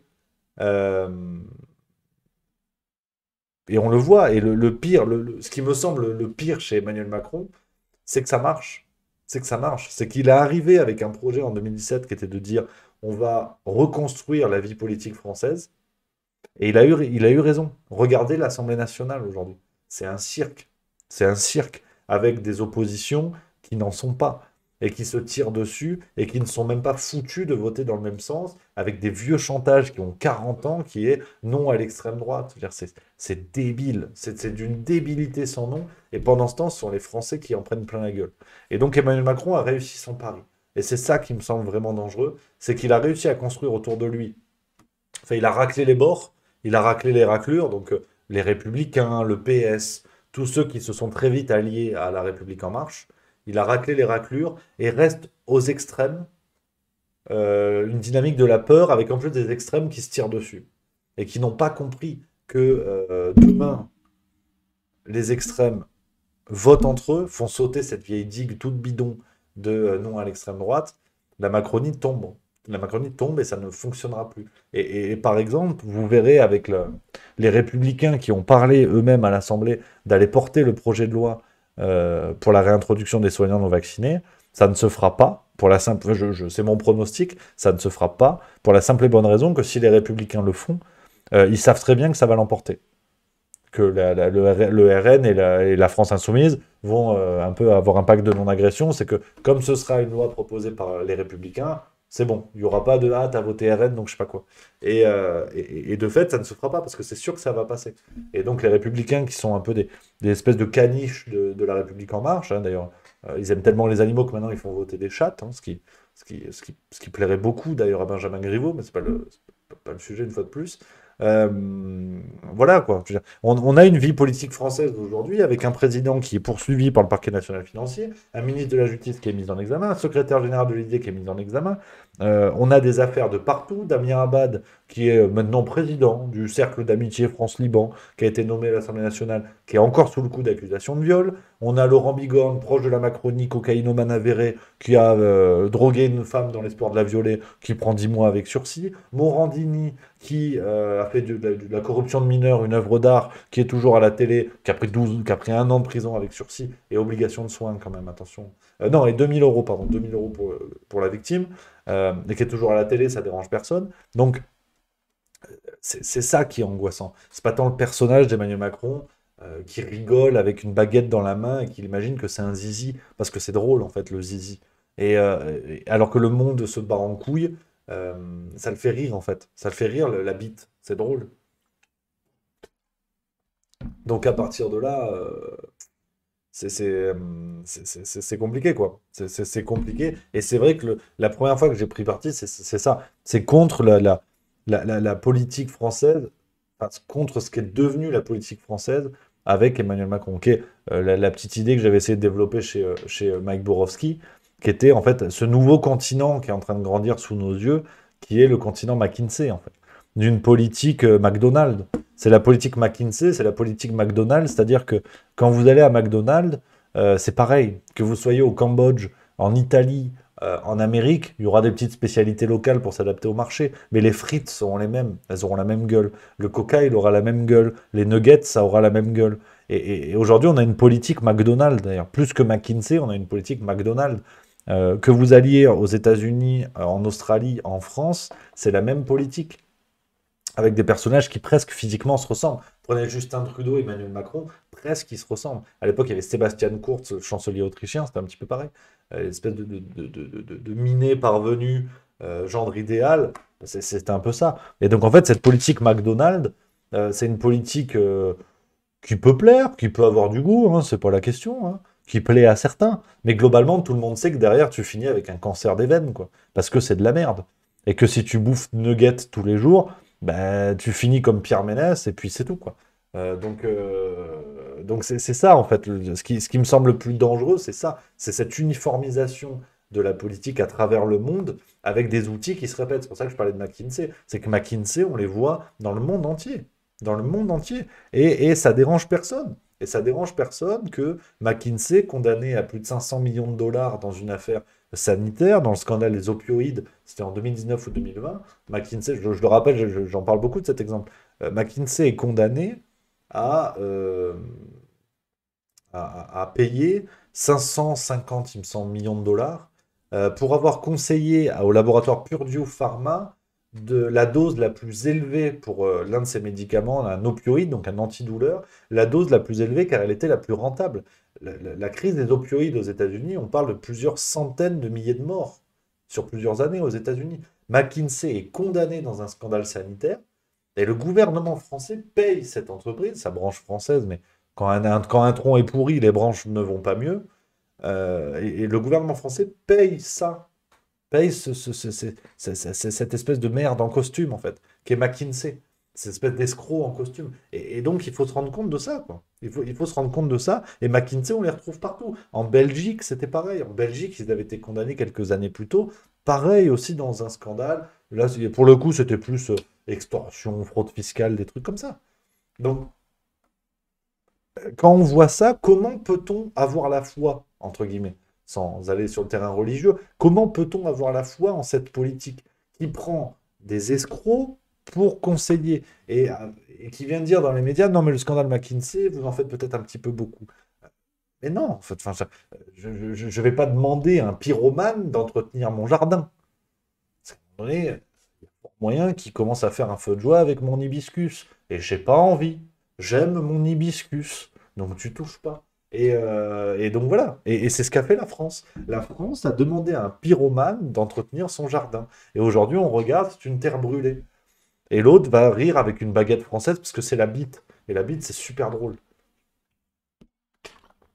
Donc à partir de là, qu'est-ce que vous voulez que je vous dise? Et c'est ça, en fait. C'est ça qui m'angoisse le plus. Et effectivement, j'ai vu dans le chat, euh, Rishi Sunak, en Grande-Bretagne, pareil. Il y a une espèce de miné parvenu avec une histoire incroyable qui vient de l'immigration indienne, je sais pas quoi. Ils ont tous du storytelling, comme on dit. Ils ont tous des trajectoires incroyables, en fait. Ce sont tous des personnages de romans de Marc Lévy. Finalement, ce sont tous des escrocs. C'est quand même assez passionnant, quoi. Pareil, banquier d'affaires aussi. Enfin, les gens sont interchangeables. Emmanuel Macron peut être président de l'Australie, genre, ou enfin Premier ministre de l'Australie, du Canada. Genre, ce sont les mêmes. Il y a aucune, je sais pas, il y a aucune patte, il y a aucune, il ne ressemble pas à la France, Emmanuel Macron. Jacques Chirac ressemble à la France, François Hollande, d'une certaine manière, ressemble à la France. Alors, peut-être pas le meilleur côté, mais il ressemblait à la France. C'est un mec, quand il va voir sa maîtresse, pour tirer un coup, il amène des chouquettes. Ça, c'est la France qu'on aime. Ça, c'est nos régions du talent, tu vois. Euh, Emmanuel Macron, pour tirer sa dame, il amène une gaine. Donc, tu vois, c'est quand même autre chose, quoi. Et donc, c'est ça. C'est ça l'idée, quoi. C'est c'est cette politique interchangeable, c'est McDo, c'est McKinsey. Et ça m'embête beaucoup. Alors, une question que j'aime bien, Miss Jeans, qui est en très grande forme aujourd'hui, que je salue bien sûr. Francky Vincent Chevalier des Arts et des Lettres, une réaction. Eh bien, je trouve que c'est une très bonne chose. Je trouve que c'est une très bonne chose. Parce que c'est aussi ça, la France, en fait. C'est aussi ça, la France. C'est la subversion, c'est la ricanerie, c'est la farce, c'est un peu la provoque. Gainsbourg a fait une chanson avec des proutes. Euh, c'est aussi ça. Moi, je trouve que oui, oui, Francky Vincent, c'est pas Debussy. On est d'accord, mais on n'a pas attendu la médaille pour le savoir. Oui, Francky Vincent, effectivement, c'est un style de musique qui est particulier. Mais moi, je trouve que ça fait rayonner un type de musique qui est sympa, qui est aussi une musique de la France, qui est une musique de nos territoires d'outre-mer, et que oui, il y a des trucs grivois, mais c'est aussi ça la France, c'est grivois, ça parle de cul, c'est tu veux mon zizi, et puis voilà quoi. Mais c'est pas parce que on célèbre Francky Vincent que que toutes les, enfin comment dire, que, enfin, mais en fait non, moi je trouve ça très bien. Vraiment, je trouve ça très bien. J'ai même pas envie de faire de raisonnement. Je trouve ça vraiment très bien. Euh, c'est aussi ça la France. C'est pas que des livres chiants à la Annie Ernaux. Le paysage culturel français, il est riche parce qu'il est divers. Et si on avait que des Annie Ernaux, sincèrement, on se taillerait les veines. Eh ben, on a des trucs divers. C'est aussi ça la culture française. T'as Louis-Ferdinand Céline, t'as David Fuenquinos, t'as Victor Hugo, t'as tout ce paysage-là. Et en musique, c'est pareil. En musique, c'est pareil. On a Téléphone, on a Francky Vincent, on a Herbert Léonard, on a Gainsbourg, on a Matt Pokora. Après, on aime ou on n'aime pas. Mais moi, franchement, je trouve que c'est bien parce que faut pas non plus se choquer pour rien. Je veux dire, enfin, on a tous fait la fête sur Francky Vincent. Je suis pas en train de te dire qu'il faut le mettre au Panthéon. Mais au bout d'un moment, de toute façon, ça va changer quoi? Qui en a quelque chose à foutre de la médaille Chevalier des Arts et des Lettres? J'aime bien aussi ces scandales où les gens se réveillent sur des trucs dont tout le monde n'en avait rien à foutre avant. Tu vois. Qu'est-ce que ça va changer aux gens qui critiquent? Citez-moi 5 autres personnes qui ont eu cette médaille il y a quelques années. Tu vois. Sur les 3 dernières années, citez-moi 5 personnes qui l'ont eu. Tout le monde s'en branle, en fait. Et là, ça fait une espèce de scandale à la con, mais tout le monde s'en cire. Sincèrement, tout le monde s'en cire. Donc, moi, je trouve ça très bien pour Francky Vincent. Ça fait rayonner un style de musique. C'est aussi ça l'esprit français. Et puis, vous inquiétez pas, la médaille enfin, le titre de chevalier des arts et des lettres, il y aura plein de gens méga chiants qui vont l'avoir. Personne va en parler. Et puis, ça ira très bien. Donc, ouais, faut pas se choquer pour ça. D'autant que ça entraîne quoi derrière? Le scandale à la con chez Cyril Hanouna, que je trouve vraiment, mais enfin, voilà, c'est du théâtre, quoi. Francky Vincent qui est invité pour débattre son titre de chevalier des arts et des lettres, et on lui remet dans la gueule les propos qu'il avait eus en disant qu'il adorait Dieudonné. Et puis là, tu as Gilles Verdez, cette espèce de guignol.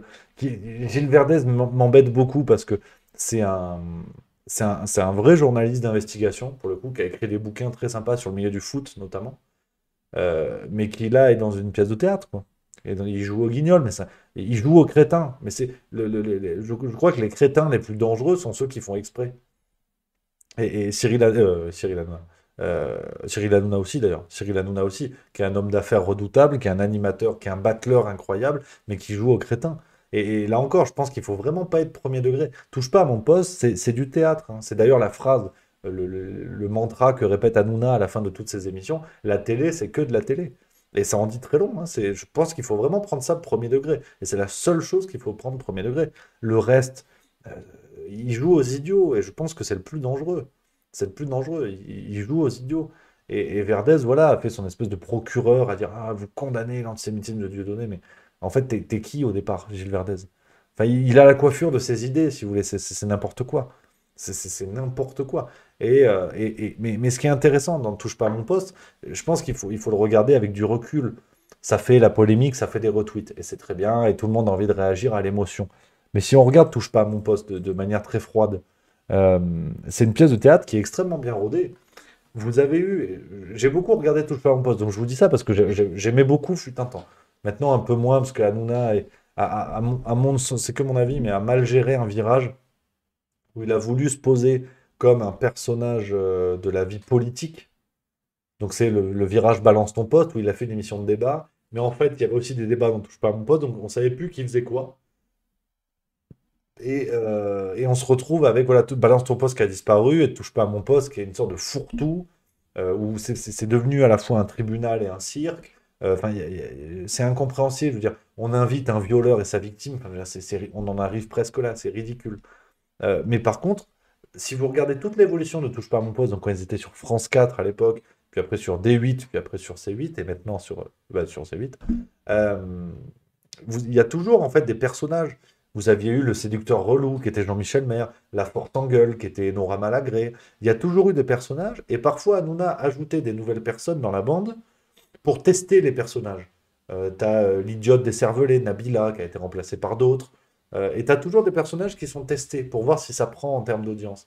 Mais il faut voir que euh, Hanouna calcule ça comme ça, comme une pièce de théâtre. Est-ce que le public est réceptif aux personnages? Et aujourd'hui, on est en plein dedans. On a Béatrice Rosen, que je salue, et que je trouve formidable et très intéressante. Béatrice Rosen, elle est là parce que elle a le rôle de contrepoids et de la personne à qui il faut donner la parole pour montrer que Touche pas à mon poste est une émission ouverte. Mais sinon, bah, pêcheur, sinon on s'en branle. Elle ne doit sa place qu'à ça. Et c'est ce qui est regrettable. Je pense qu'elle ne doit pas sa place à ses compétences, malheureusement. Euh, donc c'est ça, si vous voulez, la chose. Et les politiciens ont très bien compris que c'était the place to be, comme on dit. C'est place to be. Et la France insoumise, par contre, bah, elle a pris en pleine gueule à trop vouloir aller gratter le truc. Rappelez-vous quand même de Raquel Garrido qui dit ah, mais moi je pourrais être présentatrice. C'est à se demander si elle n'était pas à deux doigts de quitter la vie politique pour aller dans Touche pas à mon poste. Elle qui hurlait dans les couloirs à Stanislas Rigaud va sucer la bite de ton chef. Fin de citation. Et donc, c'est ces mêmes gens de la France Insoumise aujourd'hui qui viennent chialer parce que Louis Boyard, pour tenter de se raccrocher aux branches, a voulu attaquer Bolloré. Mais quand il a pris l'argent de Bolloré, on parle de 7 000 euros de pige, d'après les chiffres d'Hanouna lui-même, à ce moment-là, il n'a pas craché sur l'argent. J'ai vu aucun membre de la France Insoumise qui est venu prendre du pognon chez Touche pas à mon poste qui l'a rendu. Enfin, si vous avez des éléments, je les veux bien, mais personne n'a fait ça, sauf erreur. Donc, c'est du théâtre des deux côtés, en fait. C'est du théâtre des deux côtés. Et la France Insoumise, c'est pareil. C'est exactement pareil. Donc, il faut être au clair là-dessus, quoi. Mais après, c'est toujours le même raisonnement. C'est que on papote beaucoup. Effectivement, je vois dans le chat, il y en a qui sont d'accord, qui sont pas d'accord et tout ça. Mais Hanouna, vous éteignez votre télé, il n'existe plus, Hanouna. Hein. Faut aussi être conscient de ça. C'est comme moi, d'ailleurs, là, le Twitch. Hein. Vous coupez l'ordinateur, il n'y a plus de Rémi. Hein. Et j'existe pas, d'une certaine manière. J'existe parce que, et je vous remercie, vous me donnez de l'attention, vous allumez votre ordinateur et on partage ce moment-là ensemble. Mais malheureusement, j'espère qu'un jour ce sera pour de vrai sur une scène, mais malheureusement, là, je suis qu'un écran. Vous éteignez, juste au milieu, il n'existe pas. Malheureusement, on ne se connaît pas, et j'aimerais vous connaître, mais on ne se connaît pas. Donc l'importance est donnée par ceux qui le veulent bien. Donc on ne peut pas regarder Touche pas à mon poste, dire ah quand même c'est de la merde. Et continuer à regarder pour s'assurer que c'est de la merde. C'est la blague de Blanche Gardin, est-ce que vous êtes merdologue? Et c'est vrai qu'il y a un peu de ça, quoi. Donc à partir de là, il faut aussi se rendre compte que Hanouna existe parce qu'on le veut bien. Vous éteignez votre télé, il n'y a plus d'Hanouna. Hein. Je vous assure qu'il n'existe plus. Donc à partir de là, voilà. Et Miss Dean, ce qui dit effectivement, quand son clash avec Louis Boyard fait la une de certains médias, c'est grave. Ah, absolument. Mais parce que c'est cette place-là. Alors, le côté éteignez votre télé, Hanouna n'existe pas, n'existe plus. C'est juste pour rappeler que euh, enfin, les faits ont l'importance qu'on leur donne le plus souvent. Euh, c'est comme le Covid, quoi, d'une certaine manière. Aujourd'hui, on peut dire ça, j'aurais franchement pas dit ça au début de la crise, bien sûr, parce qu'on ne savait pas. Aujourd'hui, on a 2 ans de recul. le Covid existe parce qu'il y a 8 heures d'antenne sur BFM TV dessus. Alors oui, c'est une maladie qui peut tuer, oui, c'est une maladie qui peut rendre des gens malades, oui, c'est une maladie qui va faire que vous allez vous moucher, certains vont malheureusement finir à l'hôpital, mais vous éteignez la télé, il y a il n'est pas là le Covid, hein. Il n'est pas à votre fenêtre, quoi. Le mec, franchement, qui vit en campagne, qui a une exploitation agricole, il regarde la télé, il voit qu'on parle tout le temps de Covid, il regarde sa vache et Béatrice, t'en penses quoi? Meu? Ouais, mais dis-moi en plus, bah meu, parce que je suis une vache, enfin là je fais la vache, donc on se contente de me, en fait, en termes de discussion. Tu as des variations, tu peux trouver. Après, voilà, tu as des tonalités différentes qui rapprochent effectivement la vache d'Agnès Pannier-Runacher, mais le fermier, il dit oui, effectivement, le Covid, je m'en bats la fourche, quoi. C'est une petite métaphore agricole. Mais c'est vrai que, voilà, c'est le projet, hein, c'est le projet, hein. Donc, donc voilà, il faut voir ça, quoi. Et il faut choisir les personnes à qui on donne maintenant de l'importance. C'est comme la guerre en Ukraine. C'est peut-être un peu rude ce que je vais vous dire, mais c'est propre à toutes les guerres. La guerre en Ukraine, vous éteignez votre télé, il n'y a pas de guerre. Elle n'est pas à votre porte, elle n'est pas à votre fenêtre. Et le discours de peur qui est installé, c'est ça. C'est de dire la guerre s'est installée chez nous. Emmanuel Macron, quand il est aux États-Unis, il fait un discours avec Biden, là, le 30 ou le 1er décembre, je ne sais plus, 30 novembre ou 1er décembre. Il dit, il parle à côté de Biden, il parle de la France et des États-Unis, il dit alors que la guerre est là. Mais la France n'est pas en guerre, quoi. Ou alors, il faut nous le dire. Mais faut aussi être conscient de ça, quoi. C'est que il y a des gens en Europe qui n'ont pas vu la Seconde Guerre mondiale. Mais vraiment, des fermiers paumés dans des territoires où effectivement il n'y avait pas de conflit direct, pas de bombardement ou autre, il y a des gens qui n'étaient pas au courant qu'il y a eu une guerre mondiale. Parce qu'il n'y avait pas la téloche, il n'y avait pas Snapchat, il n'y avait pas toutes ces merdes. Donc il faut aussi se rendre compte que les faits euh, ont la violence de ce qu'on veut bien leur donner. Et c'est pas pour vous dire fermez les yeux et rien n'existe. C'est pas une négation du réel. Je suis pas wokiste, hein, ou macroniste, euh, mais il faut se rendre compte aussi de ça. C'est que au moins la télévision, vous l'éteignez. Alors oui, vous allez voir dans le métro les gens qui ont les masques. Vous discutez avec les amis, le voisin, la famille qui va dire ah bah putain, ah bah super, c'est ma petite fille, tu sais pas quoi, elle a eu le Covid. Ah bah super, troisième fois, elle a la 252e dose. Ah bah quand même, je commence à douter. Voilà, là ça existe, mais c'est le réel, c'est la vraie vie. T'as quelqu'un qui te parle, qui se mouche, tu vois. On est sur un max de morve. Par contre, t'allumes la télé, c'est la peur. Breaking news.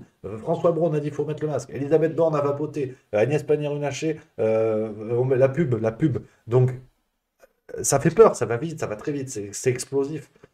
Après, t'éteins, tu discutes avec les gens, tu dis, ah oui, putain, moi j'ai eu le Covid, putain, c'est fou, tu vois. C'est déjà un petit peu plus reposant. C'est un petit peu plus reposant. Pourquoi, pourquoi, comment dire,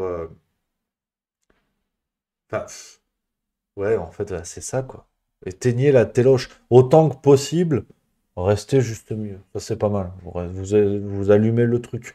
Hein, je fais un effort, j'ai faim, là. Il est 20h29. Je suis un glouton au départ. Donc attention.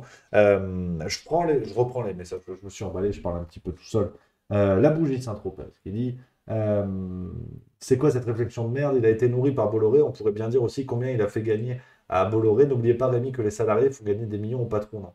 Alors, en l'occurrence, sur Louis Boyard, je sens que toi, t'aimes bien la France Insoumise. C'est pas grave, c'est des choses qui arrivent.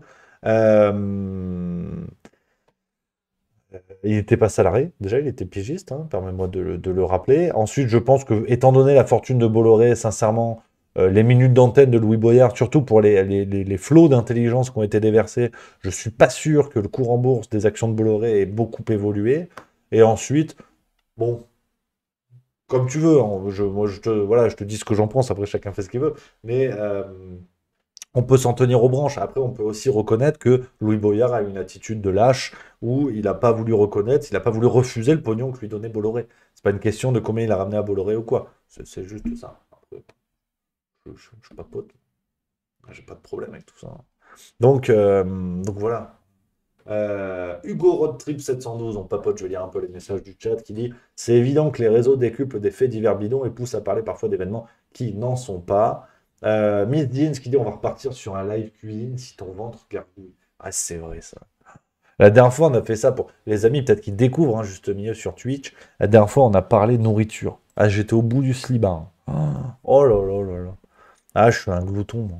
Je suis un glouton, je te le dis, hein. Il y a Malicorne007 qui dit chips, bière, ça c'est bien. Il y a des gens qui prennent l'apéro là en regardant. Ça, c'est mon rêve. C'est là où je suis. Pour moi, mission accomplie en fait. C'est de savoir que les gens prennent l'apéro en regardant. Ça, c'est le plaisir. Ça, je me dis, c'est bon. En fait, ma vie a un sens, tu vois. C'est ça. Parce que j'aime l'apéro. J'aime beaucoup l'apéro. C'est un moment, c'est le plaisir, en fait.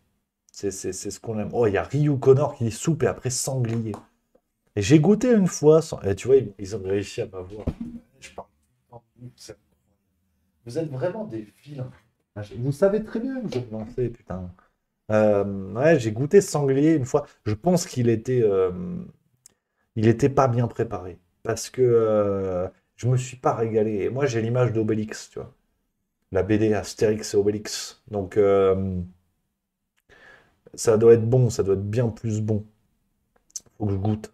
Et ouais, mais vous me donnez faim, là, vous êtes chiant. C'est abusé. Faut arrêter. Ouais. Ah, il y a Coupe du Monde. Ah, si on peut parler de ça, ouais. Cycloman 69, Coupe du Monde. Ouais, j'en ai rien à cirer, c'est terrible. Je suis pas dans le truc. Franchement, je suis pas dans le truc. Je vous le dis, je suis pas dans le truc. J'ai un peu l'impression quand même que on a appris que des pompes à vélo depuis le début. On a pris que des équipes en bois. On est trop content. Mbappé, c'est super, il court vite. Mais à mon avis, contre les Anglais, pas content les Anglais. C'est pas attention les Anglais. Je pense qu'on va se faire latter la gueule, à mon avis. Mais bon, c'est vrai que, en fait, bon, c'est pas une question de boycott. Faites ce que vous voulez, je m'en fous.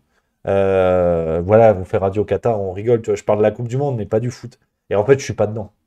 J'ai pas regardé un match de phase de poule en entier. Et je me suis dit, je suis pas dedans, en fait. Donc tant pis. Par contre, là où je suis déjà un petit peu dedans, c'est 6 Nations en rugby 2023. Je suis quasiment à peu près déjà. Je préfère vous le dire tout de suite. Donc affaire à suivre. Mais c'est vrai que on me parle d'apéro. On m'a parlé d'apéro et là, ça me prend au cœur. Ça me prend au cœur. C'est important. Euh, Il y a Pimous Kassi qui dit, j'avoue que si c'était Coupe du Monde de handball au Qatar, je regarderais, mais le foot, pas un match. Il y a eu, hein, il y a eu, c'était en 2015, si je dis pas de bêtises, les Coupes du Monde au Qatar, et on gagne. La France a gagné en finale contre le Qatar. Si très belle histoire. Ça, faut que je vous raconte pour ceux qui n'avaient pas suivi. On parle sport, mais il faut vous dire un peu l'étendue des dégâts de ce qui se passe au Qatar. Ils ont la Coupe du Monde de handball, bon, qui est organisée au Qatar. Euh, deux- un an ou deux avant la tenue de la Coupe du Monde, on apprend que le Qatar naturalise des joueurs. Mais du coup, tu as une équipe qui a aucune gueule. Tu devais avoir un tiers des joueurs qui étaient qataris. On avait un Français, par exemple Bertrand Rouanet, qui a joué pour le Qatar. Ils avaient un super gardien de but, je sais plus comment il s'appelle. Euh, enfin, d'ailleurs, vous vous en foutez sûrement, mais faut que je le retrouve parce qu'il était très fort. Il a fait une compétition incroyable. Daniel Saric, voilà. Daniel Saric, qui était un des meilleurs gardiens européens à ce moment-là, qui se naturalise Qatari, tu vois. Qatari ira bien, qui rira le dernier. Et tu te rends compte que, alors, avec une équipe qui est bricolée de toutes pièces, les mecs jouent ensemble pendant 6 mois, même pas. Ils ont battu l'Allemagne et la Pologne, qui sont quand même des gros pays de handball. Et ils arrivent en finale, tu vois. D'ailleurs, moi, je vois la France. À ce moment-là, la France, on gagnait tout au handball. On était les meilleurs. Tout, tout, tout, tout. Je me dis, putain, on va se faire taper par le Qatar. En fait, ça va, on a gagné. À la fin de l'histoire. Je suis pas non plus Pierre Bellemare, hein. C'est vrai que là, sur la narration, c'est pas extraordinaire, mais bon, il y a un essai, il y a une tentative, hein. Il y a une tentative. Et il y a Cycloman69 qui dit, je te ferai monter 5 cols dans une journée à toutes ces feignasses de footeux. Ah, de vélo, j'aime bien. Faut que je m'y remette, là. Et je te dis, j'ai couané en ce moment. Ça va. Oh, c'est bon. Grossophobe ou pas? Ah, j'ai couané, j'ai couané. Voilà, c'est comme ça. C'est tout. Et, euh, et c'est vrai que là, faut s'alléger un petit peu, là. Faut s'alléger pour les fêtes parce que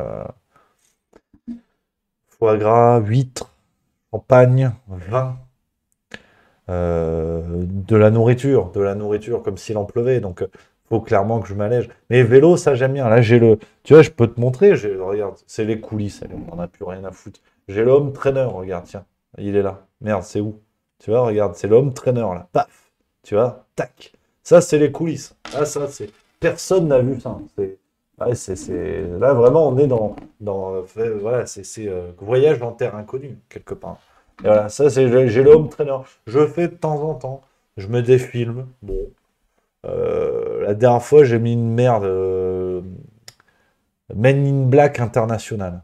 Waouh, c'était nul, hein. Ah ouais, un discours de Roselyne Bachelot pendant 2 heures. Une catastrophe. Puis les extraterrestres avaient un peu la même gueule. Mais c'est bon. Et j'adore le vélo. Voilà. Donc, Cycloman 69, 61 ans, 90 bornes par jour. Et voilà. Typiquement, je te suis pas, quoi. Si tu veux, je te tiens les gourdes en bagnole, à la rigueur. Et d'ailleurs, j'ai pas de bagnole. Donc, je te tiens les gourdes à l'arrivée, d'une certaine. Voilà. D'ailleurs, il y a une question, Gab Venturi, qui dit Rémi, tu en es où dans le permis? 13 janvier. 13 janvier 2023, je passe mon permis. C'est officiel. J'ai la date. Mon moniteur, il m'a dit normalement, c'est bon. Euh, donc, bon, bah, priez pour moi, hein. C'est un vendredi 13 en plus. Je suis pas superstitieux quand je vois le destin quand je vois la gueule que m'a filé le destin. Bon, t'es pas superstitieux, t'es réaliste. Donc je passe le permis. C'est fait.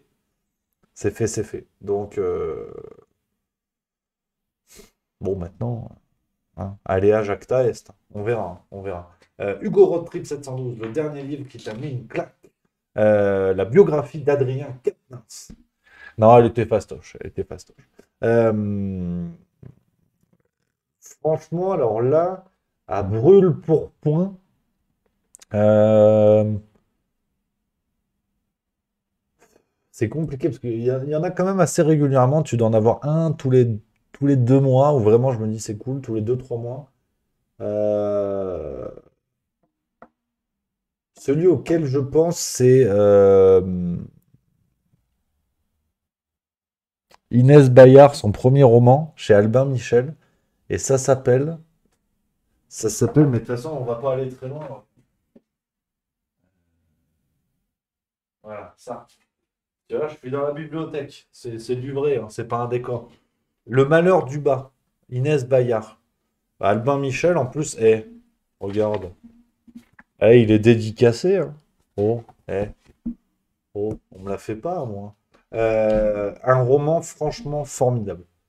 Formidable, rude, parce que ça raconte c'est une femme à la première personne qui raconte son viol et les mois qui vont suivre ça, donc à la fois dans sa vie personnelle avec son mari, à la fois au travail, vis-à-vis de la société, donc ses amis et tout ça. Rude, mais vraiment le genre de roman où t'as envie de le dévorer, mais avec un peu cette crainte de ce qui va suivre derrière, parce que forcément, tu suis les pas de cette femme qui vit quelque chose de terrible et dont le mari va faire une sorte de déni, dont les amis vont lui dire, oui, mais en fait, c'est assez courant. Enfin, il y a beaucoup de choses qui se mélangent et c'est écrit avec un style très ciselé, très rude, très rapide. Et franchement, ouais, ça m'avait mis une belle clacasse. Donc voilà pour les romans. Et pour les essais, tu vois, je suis flou. Pour les essais, c'est plus le travail de Jean-Claude Michéa. Par exemple, pour vous donner un titre, attends, je veux pas dire de bêtises parce qu'il y en a plusieurs, mais vraiment celui qui m'a le plus plu. Là, c'est vraiment pour les essais, hein. Comme ça, je vous donne deux petites refs, vous partez avec. L'Empire du moindre mal. Voilà. L'Empire du moindre mal de Jean-Claude Michéa, qui est un philosophe, un professeur de philosophie à Montpellier, et qui s'est mis en tête, alors c'est vrai que je pense qu'il est un peu fou, il s'est mis en tête de remettre la gauche à sa place, mais à sa vraie place, c'est-à-dire pas les courants wokistes, pas la gauche libérale, libertaire, qui finalement n'est qu'un toboggan pour le capitalisme, pour l'instauration du capitalisme, la critique en fait dès 1968 de cette gauche qui va se faire qui va se transformer en porte de saloon pour l'ultralibéralisme, où en fait la gauche n'est plus la défense d'une certaine vision historique, la défense des ouvriers, des classes basses. La gauche enfin le discours de gauche devient un discours de jouissance, c'est-à-dire tout ce qu'on peut voir dans mai 68, les slogans qui sont restés, sous les pavés, la plage, il est interdit d'interdire, jouissons sans entrave, c'est-à-dire que la gauche devient véritablement, effectivement, il y a Ignome 21 qui le formule mieux que moi, hein, les idiots utiles du mondialisme totalitaire, c'est un peu ça. C'est-à-dire que être de gauche, c'est plus se préoccuper, malgré les soucis personnels et l'intérêt de chacun. La gauche n'est plus se préoccuper d'autrui, de l'intérêt d'autrui dans une logique de classe sociale. La gauche devient la maximisation de la jouissance. C'est-à-dire qu'il faut jouir de ses droits, de ses libertés. On le voit aujourd'hui. Donc, toutes les libertés sont à conquérir. Il y a toujours une autre liberté à conquérir. Et il y a toujours un autre objet. C'est que l'égalitarisme de gauche, c'est aussi l'égalitarisme devant le pouvoir d'achat. Et ce qui fait que la gauche va s'emparer du combat politique, de la féminisation, enfin de l'égalité homme-femme, du combat féministe, mais qui ne vise qu'une chose, c'est à faire de la femme un consommateur comme les autres. Vagin, zizi, le but c'est que tu ailles acheter un iPhone, en fait, pour formuler ça de manière un petit peu plus crue. Mais l'idée c'est ça, et qui devient assez redoutable, en fait, qui devient assez redoutable, c'est que le féminisme n'est pas une question de la place de la femme dans la société, c'est de l'égalité devant la consommation.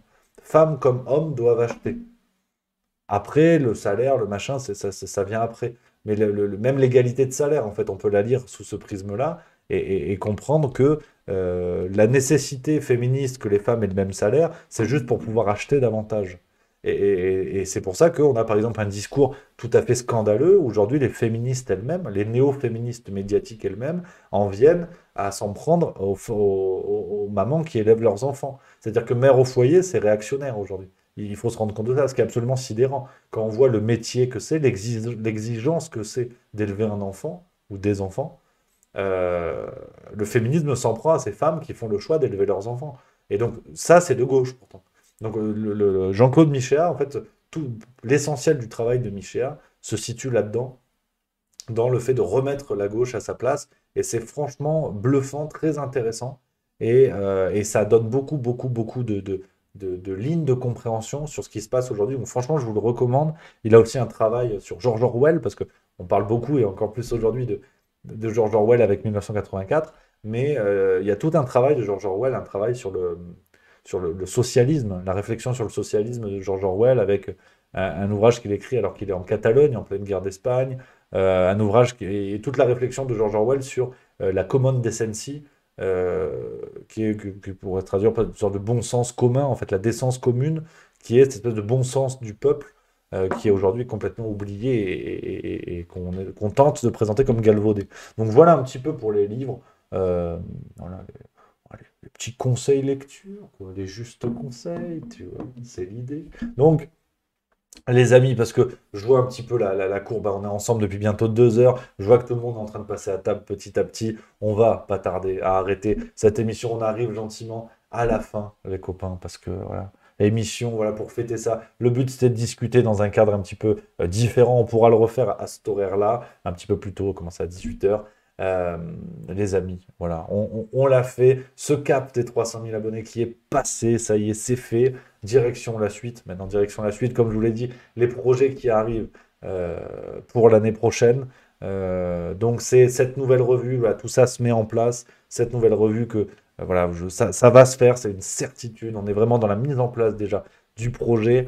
Le juste milieu continue de grandir. On veut vous proposer toujours plus de vidéos, de nouvelles idées, de nouvelles réflexions. Les formats débat reviennent. Voilà, petite révélation. J'aurai la chance de recevoir Georges Kuzmanovic la semaine prochaine. Normalement, on publiera ça dimanche prochain, je pense. Relancer les débats. Donc, on va donner un autre nom parce que je sais que le mot débat avait fait tiquer. Et en fait, je veux surtout donner la parole aux gens, laisser le temps de parler, de réfléchir, d'exposer des idées. Donc, on va trouver un autre petit nom, mais l'idée, voilà, c'est qu'il y ait le plus d'intervenants possible, tous bords confondus. Et que Juste Mieux sera une aventure de plus en plus collégiale. Elle l'est déjà grâce à vous. Donc, les amis, merci beaucoup pour votre soutien, pour votre présence.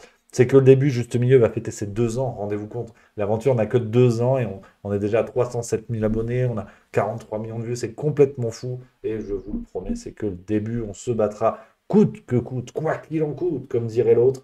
Les amis, je vous embrasse, bon appétit pour ceux qui vont passer à ta bonne soirée. Voilà, on se fait plaisir sur le canapé, en amoureux, tranquillement, avec la famille, ou tranquillou tout seul, on s'en fout, c'est très bien aussi. Donc, je vous embrasse les amis. On se retrouve dès demain sur Twitch, le Juste Bistrot à 11h30. Et voilà, je vous embrasse. Prenez soin de vous. Je vous aime. Voilà, je le dis. Donc vive la rigolade et vive la France, les amis. Allez, à très vite. À demain. Ben oui, c'est vite, hein, d'une certaine manière. Voilà. Et là, tu vois, j'ai pas éteint le micro. En fait. Voilà, donc si je veux, je peux continuer à parler. Ce qui est tout à fait surprenant parce qu'il n'y a plus d'image. En fait, je suis à l'ordinateur. Mais voilà, c'était juste pour le petit détail technique. Donc je vous embrasse, je vous salue. À demain.